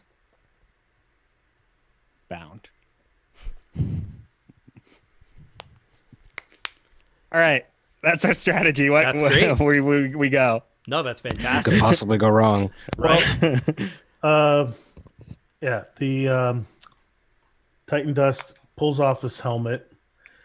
He pulls out a handkerchief. It looks like it might actually be monogrammed, and you can see he actually has spectacles on underneath. And he wipes the inside of the helmet, and he puts it down, and he attaches his weapons to Vanguard, and that might weigh him down a bit, or maybe actually he keeps the hammer, but he covers it up so it just looks like a bunch of junk anyway. Oh, sure. So it looks like scrap, maybe you're saying. So like, yeah, you sort of like make it look like you're gathering scrap. So you're going to hang on to that. Yeah. Oh, what was he called again? The guy who was shot? You never found out. Oh no! Sorry, the troublemaker. There was you mean Troublemaker. the actual yeah, right. So the non-marrow in Feygrave are called troublemakers. And what was he wearing? Anything that made him look like? Wasn't there another dead marrow in that scene? There was. This troublemaker was kind of checking on. Yes, there was. And he had generic armor, right? Yes, he did. All right. How about we do that? So I don't have to be a prisoner. I guess I could be a trouble. You could be another generic. You could, there was another dead marrow in the clearing. And I wasn't going to remind you that. I'm like, you guys are secret operatives. I'm not going to. But that's a good call. And so you absolutely could essentially have the 3 of you and the as marrow. Yes, and Titanium Heartbeat could be the prisoner. Now, what you'd have to figure out is how you were going to have your animal companion kind of like how that's going to work. You'd have to explain to me the marching order so that if you do run into anybody, what does it look like? So we have 2 options. We can either have the animal, our Vanguard, be a prisoner like me, or we could have it be perhaps a pet of one of the marrow, like someone who would be on your side that you have under leash. It actually, reasonable? The Vanguard would actually fit with my character because he is a Drogus. And Vanguard still has to hold the hammer and such, as they're not marrow. And I just I was just going to say, I will remind you of one thing, because I don't want it to be like something that I go, ha ha, like I'm not trying to play against you, but do not forget that the reliquary is on that animal. So I'm just I'm throwing that out there, that I don't know that as the other people in Feygrave, but if they figure it out, that animal's in a lot of trouble. Okay, so my idea is Ghost Fade as a marrow, Titan Dust as a troublemaker, Vanguard with Titan Dust. The prisoner is going to be Titanium Heartbeat, and then Shining Past bringing up the rear as a guard. So guards on either side, and then I'll be second as a troublemaker. I can use my weapons because I don't think troublemakers have to use a specific weapon. Standard issue stuff. Yeah, that makes sense. Yeah. And maybe the especially if it's troublemaker would be more likely for a troublemaker to have an animal companion than a marrow, because they're more free agents. Yeah, that actually is a very good point. And All right. it fits. He's cobbled together, and so is my arm. So I guess it sort of fits. That's great. And so let me ask you this then. So as you sort of, kind of figure out this marching order, and I won't get too specific with that, we're not in combat, and that would change as you kind of go through, but would Vanguard be well enough trained to sort of go along with all of this? I just need to know, because I might make Titan Dust, if there's trouble, make some animal handling checks. So I just kind of wanted to see how that plays out. Like, what kind of animal is this? Is this very well trained? Is it something? How is that going to play out? I would just need to kind of know. Yeah, so we haven't really talked about Vanguard much yet, but he's pretty cool. He's sort of like a leopard from the jungle, but like half of him has been reconstructed with Titan tech. So he's kind of got like the front sort of side and half of him in like one claw, his front left claw, and all the way up towards his chest. And like a large part of his chest is like covered in basically like titanium armor. And then it melds into fur for the other part. That is so awesome to me. Oh God, I love that. He's got an intelligence of 4. So he's not like super intelligence, but like a regular beast would probably be a 1 or a 2. Sure. No, like absolutely. Maybe a little bit smarter. He can kind of figure out what's going on. What kind of wisdom are we looking at? Wisdom of 10. Okay, that's all. I think that is, I think she would go along with it. Unless things get crazy, then we might have to do some checks and whatever. But I think for now, she'd be chill. Yeah. Okay. So that's the plan. I love this plan. We also have 2 of the creators of this book in the chat. We have Barker from Inspire This Story, Ignite Inspire This Story, also known as Be a Better Game Master, as well as Matt Click. I was just thanking these guys for the bookmark PDF. We were able to roll a quick memento found on a dead body like that because the PDF is bookmarked, and that was super dope. So as you approach, I won't make you tell me the exact road that you take, but I would like to know, are you staying in the forests or are you taking to the Shield Way, which is basically the sort of more traversed road that has all these Talisar shields stuck in it from those who basically left when Talis was ripped. So are you staying forested or roads? How are you playing this?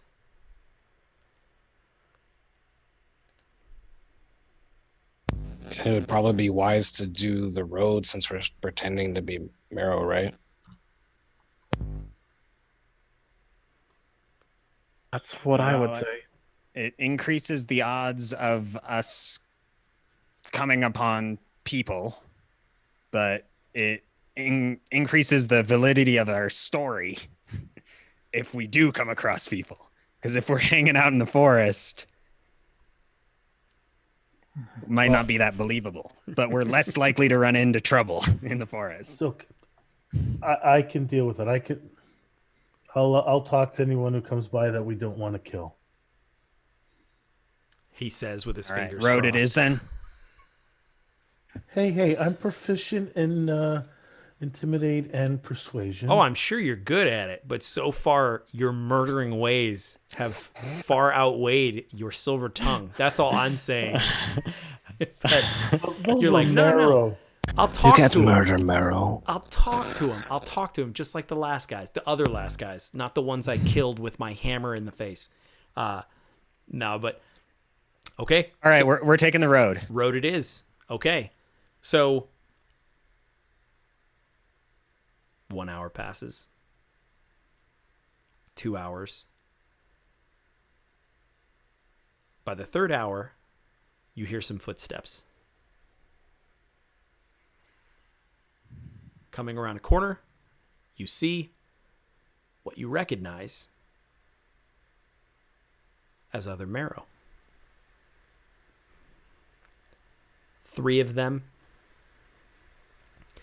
They have dragging behind them this, what looks to be a creature made of stone and wood. You would know this to be a triarch. These are these vile creatures that have been very deadly in Feygrave lately and seem to be even more copious than usual. They take myriad shapes and forms, sometimes humanoid, sometimes animal, all kinds of sizes and shapes. This particular one looks like it was an exceptionally large bear. And these marrows seem to be tasked with dragging it. So they've got it on some sort of makeshift cart, and it's not an easy time. You can see they've got their helms off, laying on the cart, busting sweat. The strongest of the 3 is a black-haired woman, and she seems to be, pulling the cart with ease as the 2 others are struggling. And as they approach you, they sort of look you up and down. Explain to me what you're going to do. Are you? And what you say here matters. Are you going to play it cool and say nothing? Are you going to attempt to act a certain way? As they seem slightly preoccupied, pulling this triarch past you, they don't say anything, but their eyes are definitely on you. So what I'm going to do is we're going to go round robin, and I want to hear from everyone, starting with Shining Past. Shining Past, what do you do as this tall, broad, marrow woman looks you over? I am looking at the prisoner in front of me and annoyingly kicking at him to move faster. Nice. Okay. Ghost Fade, what do you do? I'm trying to observe to see if these are just also people wearing the same exact kind of armor we are, more rank and file. They are. They do seem fairly rank and file. They're a little less formal, just as the others were, and you can tell that their armor is scratched and dirty from constant work in the forests of Feygrave. I'll push the end of my weapon into the back of our make-believe prisoner. Ooh, yeah. And how do you respond to that as the blade sort of maybe pokes a little too realistically?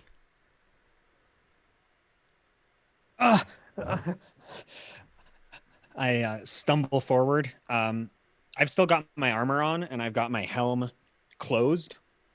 So from the outside, I look like a tome heart, like a small tome heart that Sure. they're dragging along. And I sort of stumble when he pokes me with his weapon, and kind of look back at him a little, but you can't really see my face behind my mask, and stumble forward and try to, keep up the pace, I guess. Keep up the act. And the woman says, "You got your prisoners under control, rookie?" Not addressing any particular one of you that you can tell.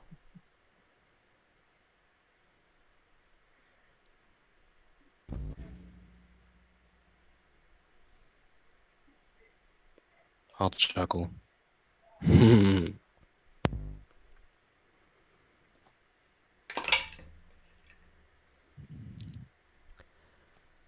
One of the marrow at the back of the cart wipes his brow and he goes, "Yeah, tell me about it, am I right?" And they continue to push the wagon on.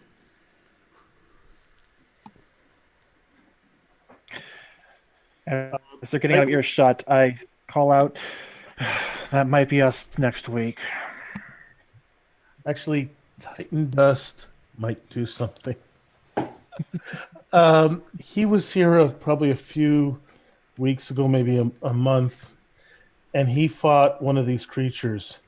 Does this look like it might be the same type that actually almost took his life? Certainly, yeah. This is definitely one of those creatures that's Treyarch. So it's probably a different shape, a different size, maybe a slightly different appearance, but it's unmistakably one of the creatures that maimed you. Okay, but it's not the one that attacked me was not similar. No, it's not the okay. exact same one. There are so many that there's just no way, but it was definitely one of these types of creatures for sure. Okay, because if it was, I would have actually gone up to it, but I'm just going to keep forward, keep quiet, and just move. Sure. Yeah, just before it's out of earshot and shining past, this is before what you said, so this isn't in reaction to what you said, but before what you said, the cart gets about 40 feet away, and then it creaks to a stop. And then the brunette turns around and goes, "Hey, what route are you on?"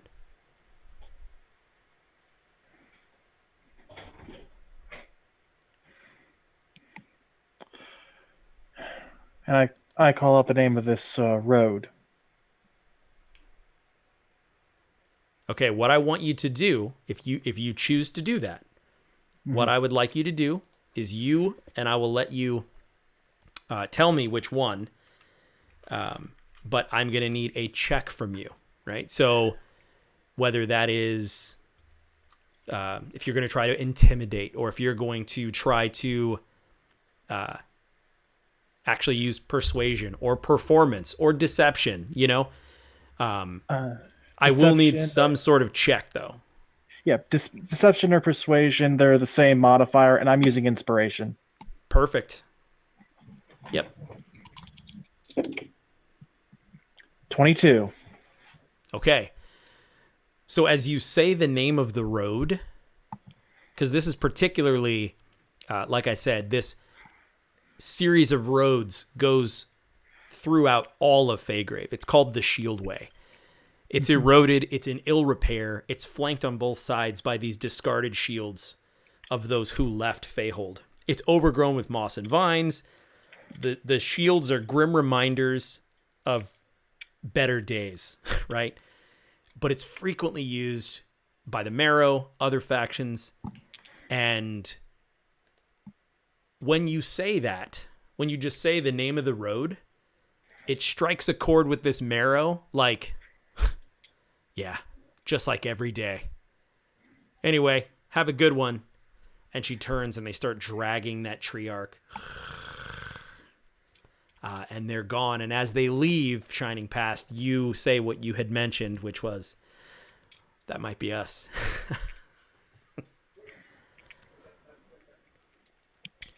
As you continue down the road, it's fairly uneventful. But you are met with sort of no more road. This is one of those patches where the road goes off into a fork to the left and to the right. It's just a little more overgrown. There are definitely paths, but this isn't a road that is kept up. It's not clear all the time. So you have a choice to make. You can go to your left, and in that direction, you can see that there are definitely a few taller trees than the rest, or you can go to your right, where it seems like the land gets a little more flat with less trees. We've been walking for 3 hours, right? You said About, yeah. So like it's, yeah. So we should be pretty close to the extraction point. Yeah. Or yeah, you're definitely, it's one of those. We're getting there. Yeah. You can see it, but it has that haze of a different color that every traveler knows, where you're just a little too far away for it to be in clear focus, but you're definitely getting there.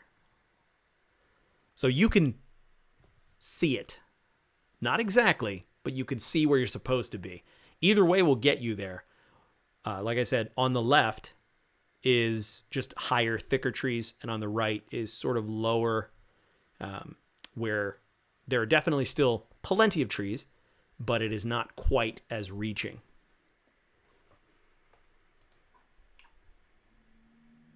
Seems like a question for a ranger. I mean, he's inclined towards a certain direction, but that might not be our best course at the moment. You gotta go with your gut when you're a ranger, man. Got a range. Ranger's got a range. Yes, What my do you gut say? is only concerned for myself, though. At least he's self-aware.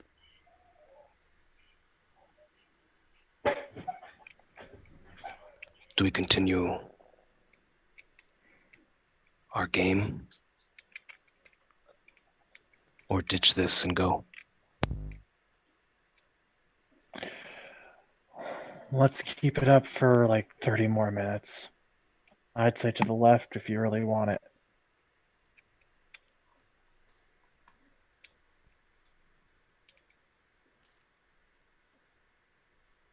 Would we know, like, if the road is going to take us a more indirect route, or if it's more direct or not?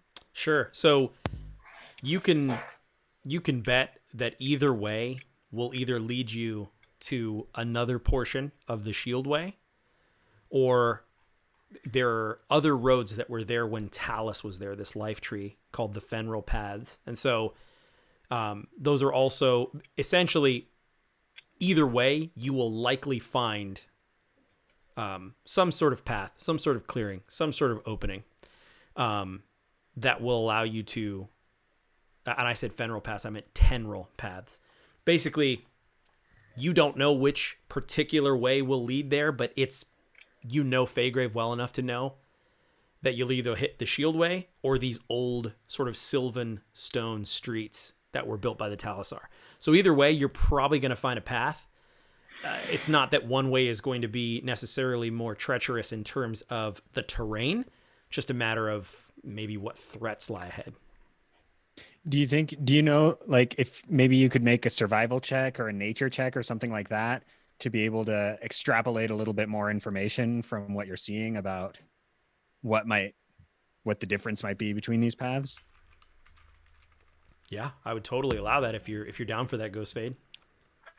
Yeah, let me, I think that he's, survival. Yeah. Trying to... Yep, you could do a survival check. And if there's any sort of modifiers or any sort of ranger style things that would come along with that, it's up to you. That is like my preferred terrain. Yeah. Yeah, I have 15. Yeah, perfect. So what you'd be able to glean is that both of these will get you to where you need to go, but there are definitely more opportunities for cover, and it just seems like the path on the left is more for skulking and sneaking a little more easily, and the path on the right would probably be much better served if you were going to keep up the ruse and travel as Marrow, because there are some portions of it that don't have cover. So you would definitely be walking in a couple of clearings, and if other Marrow saw you without being dressed like Marrow, it would be fairly evident. Whereas the one on the left is way easier to sort of walk in shadow and along route lines and things like that to stay off of the radar of the Marrow. So it's probably going to be whichever one you think suits your plan best. It's all dependent on how well you guys think you can follow me. Or also how well you think we can keep this up. And as you say that, you hear the hammer clang against Titan Dust's armor. I'd say low chance. Then we shall continue.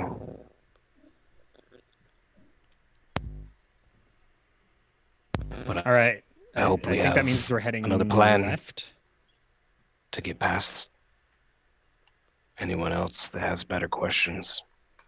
Yeah. So basically what you're going to do is, if I heard it correctly, and I might have missed it, you are going to head to the left and take your chances. Take our chances. Or you're going to head to the right and take your chances. Yeah, I think we said we're heading left. And we'll keep up the marrow thing, but more as like a backup plan. Sure, I understand. Like, you're not going to take the armor off, but you're not going to put up a ruse unless you see an evident reason to do so. It's kind of the deal. Right. Yeah, I could do that, and I'll take that into account. So you all instantly die, and the game's over. No, I'm kidding. Awesome. So The left path, dude. that's it. GPK. Shouldn't have taken it. The shadows here are comforting. There's still plenty of sunlight, but it's a little cooler, and you're able to skulk along what looks to be a roughly cut path, and you're able to move fairly quickly and make a lot of ground.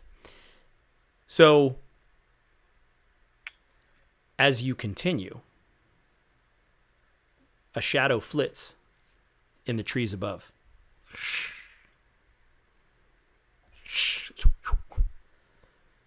Something is leaping expertly from one branch to the next. You see sort of like this silhouette swinging on a vine. And then, with a howl,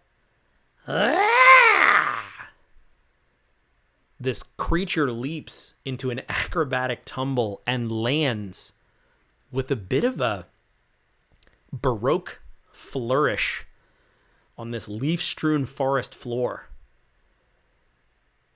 This goblin hefts a rusted and well-used blade. Its serrated edge is catching the dappled light that filters through the canopy above. And it says, "I see you has treasures, yes?"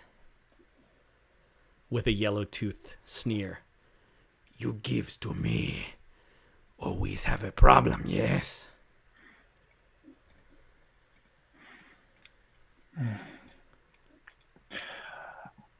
I do have one thing I could give you. And I pull out a stick with a very weird end. Light it, and it erupts in blue flame.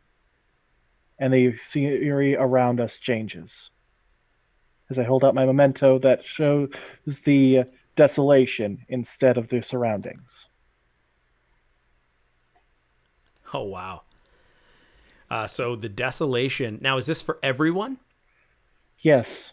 Okay. It is anything that the light is cast upon, everyone sees it. Gotcha. So just to give everyone a bit of a clue of what's going on, the desolation is the sort of the Shadowfell eldritch corners, this ulterior plane of Dragongrin. So what this light would actually do would essentially show this shadowed, writhing version of the world. So a darker, twisted, eldritch, sort of Lovecraftian strangeness. So everywhere this light shines, this blue light, and the goblin is absolutely not ready for this. It shrieks in terror and begins hacking at the trees, which are now tentacles. It is completely distracted, and it's flicking its pink tongue across its needle-like teeth. And it basically says to you, "Vorg, submit. Vorg, submit." And he drops the sword and sort of covers his eyes, not wanting to see this awful surroundings. Now, what do the rest of you think as you see an eldritch nightmare cast in the light of this autumnal forest?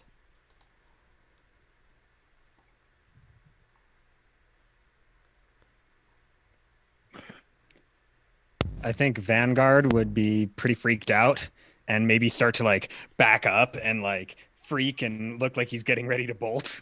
And Titanium Heartbeat, knowing that Vanguard has the artifact on him and that would probably be pretty bad, is going to undo, with the fake knot, the bonds that he was fake tied with, and sort of try to calm Vanguard down, maybe climb up onto him and sort of pet his neck a little bit and be like, he's kind of freaked out too, but he's looking up at Shining Past and he knows he's Undying Light and that he can trust him. And it's like, it's all right. We're going to be fine. Everything's okay. But he's got shivers down his spine for sure. Does Ghost Fade react in any way? Yeah, what kind of roll to see how I would... That's... So it could be any sort of fear effect. So it's essentially just madness. So you could go the charisma route, where it's just straight charisma. You could do wisdom, so like perception or insight to sort of keep your wits. You could do like an intelligence religion check or some sort of arcana check. Anything that would anchor your mind into reality outside of what you see. All right. I'm gonna go, I think, with perception to try and have seen him pull out this item. Sure. It could create this probability. Sure. Yep. So I have a number in mind, and if you don't hit that number, there will be consequences. Unless it's really high, I have a 21. Okay, then you're great. Okay. What you can do is, I think, as that dappled light of sun that's still streaming through the trees is breaking that sort of blue flame. So you can see the illusion sort of crackling and fading in some of the areas, right? So that's how you kind of keep it together, is that the sunlight itself is sort of breaking the illusion in a couple of places, and you're able to anchor onto that and not be too badly affected by it. And I think a leaf falls and the light shines through it. That's perfect. That's my anchor.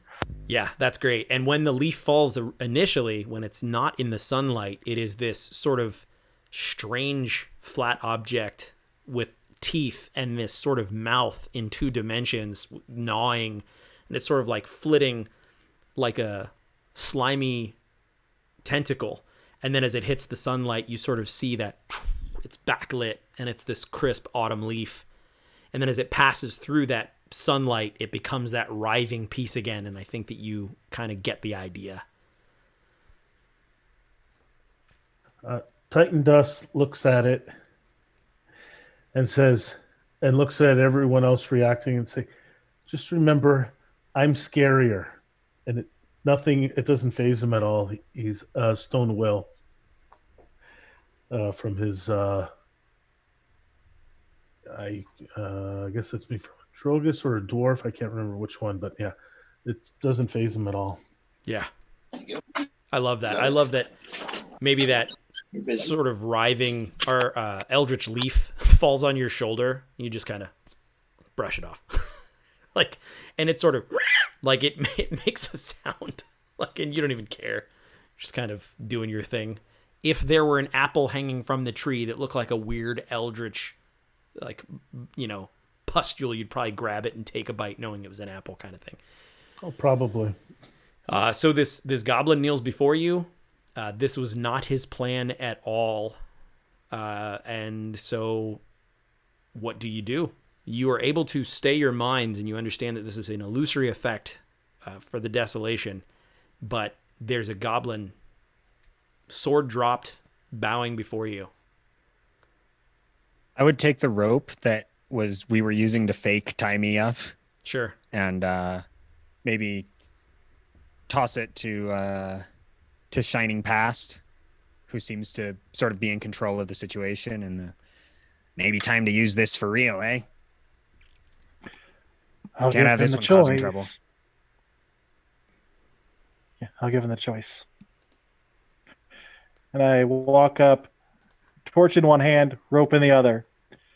If you wish to not take the stick of horror and be gone, you may either flee in terror and never talk of us again, or come with us and be mine.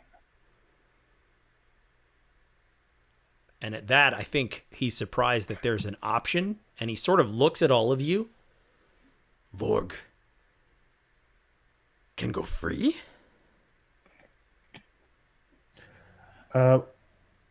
Titan Dust starts counting down from 5. Yeah, apparently you have 5 seconds. What is seconds? What is seconds? I don't have... What? Just start running. Go now. He turns and he starts to... And then he stops mid-clearing as though his life has ended. And then he turns on a dime, runs back, grabs his rusty, worthless sword, and then skitters away, covering his head. No more leaping, no more jumping, just sort of like trying to get away from these tentacles that are the forest that he knows and loves that is now trying to harm him. And so now he disappears. And when he's out of the sight, I put the torch out. There you go. Nicely done, Shining Past. Perhaps a warning. It has its uses. Well, we should be getting pretty close, and I'm a little tired of wearing those bonds. I think I'm better off sticking with Vanguard from here on out. And he kind of pats the saddlebag with the item in it. And to be honest, Marrow being picked up by a Titan Ring is not the sight I would wish to be part of. Indeed, we should start worrying about our allies seeing us in as we near this pickup point. What a nice place to change. And we go back. I go back to the blue outfit of the Undying Light. Absolutely. I follow suit. Same. I will stash the armor, though, in my sack. Very smart. Yeah. I stash the armor inside my clothing as I don't have organs to get in the way. Yeah. And as you... That's hilarious. It's like this guy is now... It dawns on me sort of like a human treasure chest, and I hadn't even considered that, the Sark. That's amazing. And as you continue, you see some incredible sights, though luckily the journey is much less eventful from here. You see an abandoned Marrow outpost overrun by the crystal-like sun thorns, the walls glowing dimly. You see a row of trees, each carved with a strange face symbol. The bark resemble twisted, hollow faces. The final thing you see before you enter into the clearing, where you can obviously see the border of Innis, is these goblins have erected this makeshift barricade in the forest path. But you can see that they have made effigies to this strange-looking creature. It almost appears as though it's a lion made of straw with these enormous bat-like wings. And there are circles of runes all around it. This sort of sculpture made of vines and forest detritus seems as though its eyes follow you, even though it is not living. Finally, you arrive to the rendezvous point. You hear Lux come over your radio, and she says, "I can't be on comms for long." Early dawn. Do you have the reliquary? I thought early dawn would be a good code word for mission completed before you even thought it would be able to. That's perfect. And she says, good to hear, Shining Past. We need a few early dawns if we're going to successfully complete this operation. Do you have the reliquary? Affirmative. All right. I'm going to need you to give it to the operatives who are working with us at the rendezvous point. Do you think you're capable of that? Well, in the light, we're unstoppable. Just remember that not everything makes sense in the moment, but that we're doing this for the long game.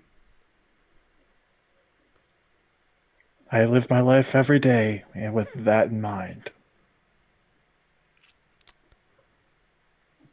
Very well. Anything else you'd like to report before I go radio silent? Be on the lookout for a new goblin religion. Understood.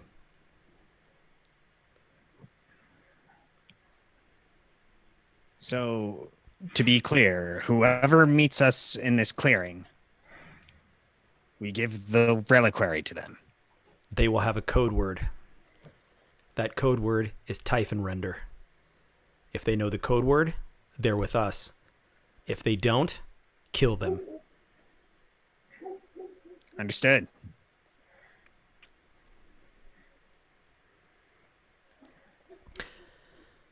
Your travel, again, is fairly uneventful, and the forests of Feygrave give way to first the green fields and then the muck and mire of Innis.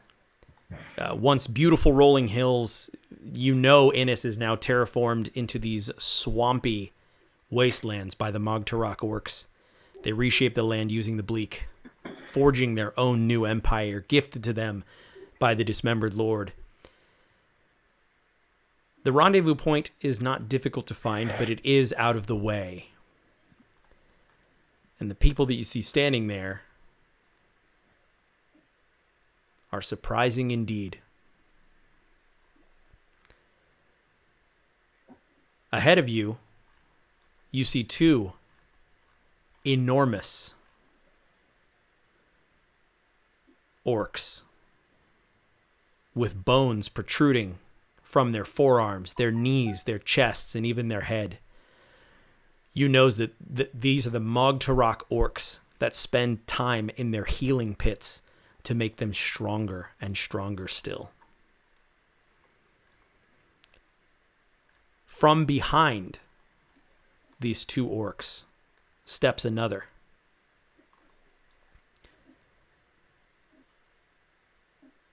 A female orc, broad of shoulder, well-muscled, though lean and nearly 7 feet tall.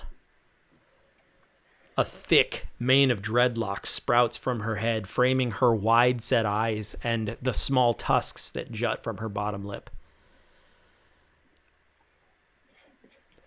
Pale, greenish-gray flesh, flecked with dark spots. Her bright brown leather armor is lined with fur, and you would know by the pair of razor-sharp hand axes on her hips and the Thanium spear that she holds in her hand that this is the standing Lord of Ash of Innis, Shar Lagash. From not too far away, she holds the spear aloft like a predator, waiting for you. Her orcs stand holding axes, their tusks bared at you. What do you do?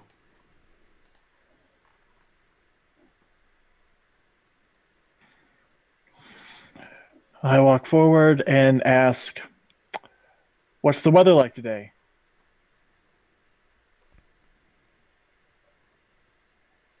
She just looks at the two of her retinue next to her and then just nods her head. The orc hefts an enormous axe, patting it in one hand, and he starts walking toward you. Charlagash doesn't say anything.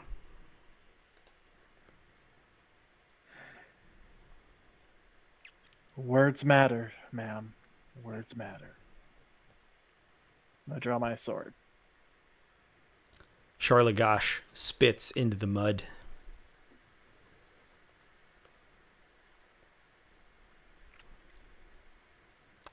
The orc on the left, who hasn't moved, begins to roar and hit the mud with his axe.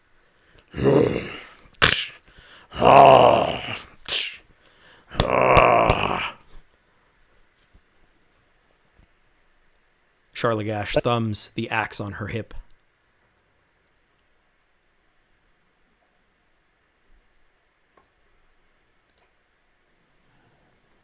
Hundred mark, the closest one. I got sparks coming from the gauntlet of my armor. Lady, you better give us a passcode real quick, or things are gonna get ugly. And Charlagash looks at you. She locks eyes with you, Titanium Heartbeat, and she starts walking towards you in a cadence of war. She has a swagger to her shoulders. She begins to spin the Thanium spear. I match her approach. I kick Vanguard forward. So as she's like marching toward me, he's prowling right, like we're walking at each other. Yep, and you are. And the camera pans to a side view as you just see this flat land of mud. The orcs circle around. They're shouting. They're making sounds. Charlagash just walking. Her feet sinking into the mud. The only sound that she's making is the sucking of her feet as she trudges. And as this enormous arcanic cat sort of prowls toward her, you are both standing eye to eye. And she just...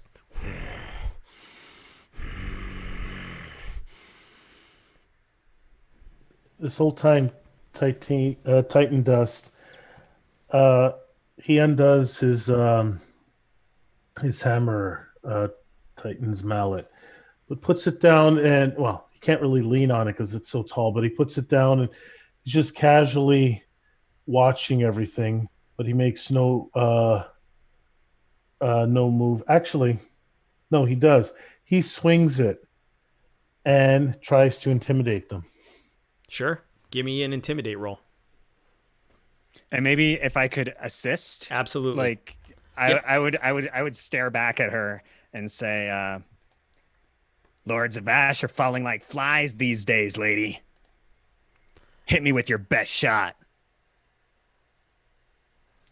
I'll respond when I see how because that was perfect. That was a perfect way to use that. So Titan Dust, go ahead and give me a roll with advantage for that help. If I didn't have advantage, that would have been a natural one. 16. So I'll narratively just say, like you say, you swing your axe and, I would imagine you swing it to miss her, right? Like that's the idea, like to kind of like, Oh, yeah, it's just swinging the hammer around just to... Oh, hammer, right. Yeah, right. He's not trying to actually hit anyone. Yep, and I would imagine that it gets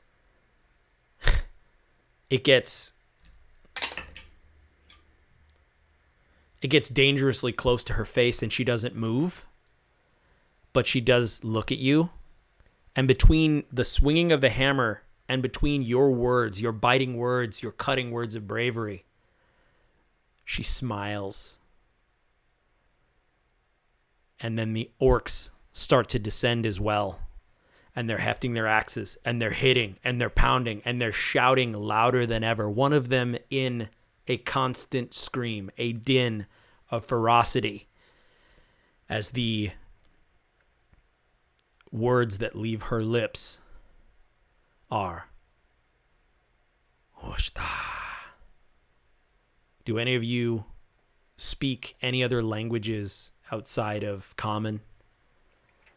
Yes. Would any of you have any sort of way to understand Orc? I have a language or two that I get to choose from having humans as my Bartermouth, favorite. sorry. No problem, dude. I've got Bartermouth, Crucian, Titan Speak, and Knock. Yep, not quite any of those. Not quite any of those. Ghostfade, so would you want to choose one of your languages to be some sort of Mogtarok, like peripheral language? Why don't we do like a 100 and you choose like high or low or something? Sure. And Sure. that way it's a probability instead of me just saying, yeah, since it's convenient. Yeah, no, that's actually really good. I love it. I was so sure she was about to say Typhonrender. All right, so you actually understand her. And what she means is it's some sort of like garbled sort of like, it just says something like, kill the one, attack the big, something like rip the threat. I would say something along the lines like that it's ours. We have it. And then, that... and you say it sort of in her orcish tongue, right? Exactly. For the first time, she actually smiles and she looks at the two of them and she goes, Typhonrender. And she holds out her hand. Fuck.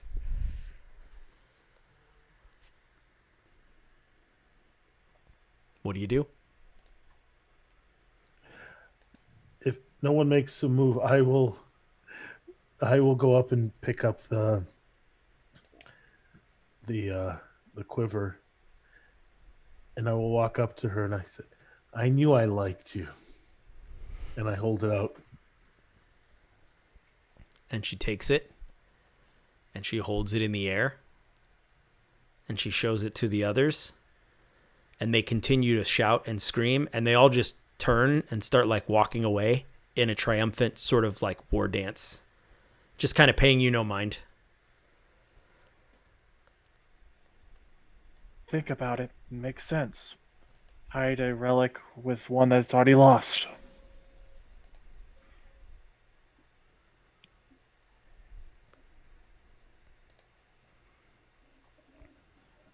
It's I think if you didn't know better, you would think Titan Dust is a little smitten.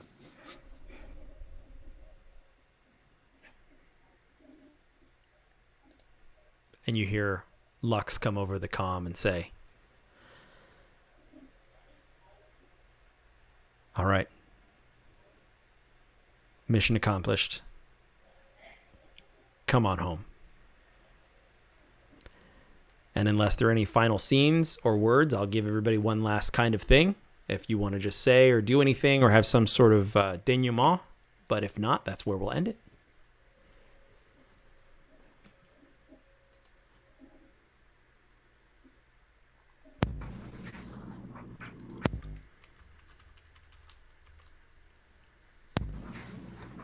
I assume that's it. Welcome to I the would end. ask Titanium to fix my regalia that was damaged in the fight. Absolutely. Yeah. Titanium goes and finds the bar that served the fire-kissed ale. Oh, And, yeah. He sort of walks in and I'd like another one of these. And did you serve any bottles like this to maybe Troublemaker? Would have gone into the Feygrave a little while back. Yeah, and the bartender would basically just tell you, this Innis bartender who's used to serving orcs and Drogus from Kreider's Hook and, all manner of ardor drudges and those kinds of things would say. Basically tell you, yeah, I remember him. A free ardor, was a drudge for a lot of years, said to be part of Lightfall. Went over to Feygrave, make a new life for himself. He was real nice. I hope he's doing well. And he turns to wipe the glass and says, I think he's got kin, still drudges.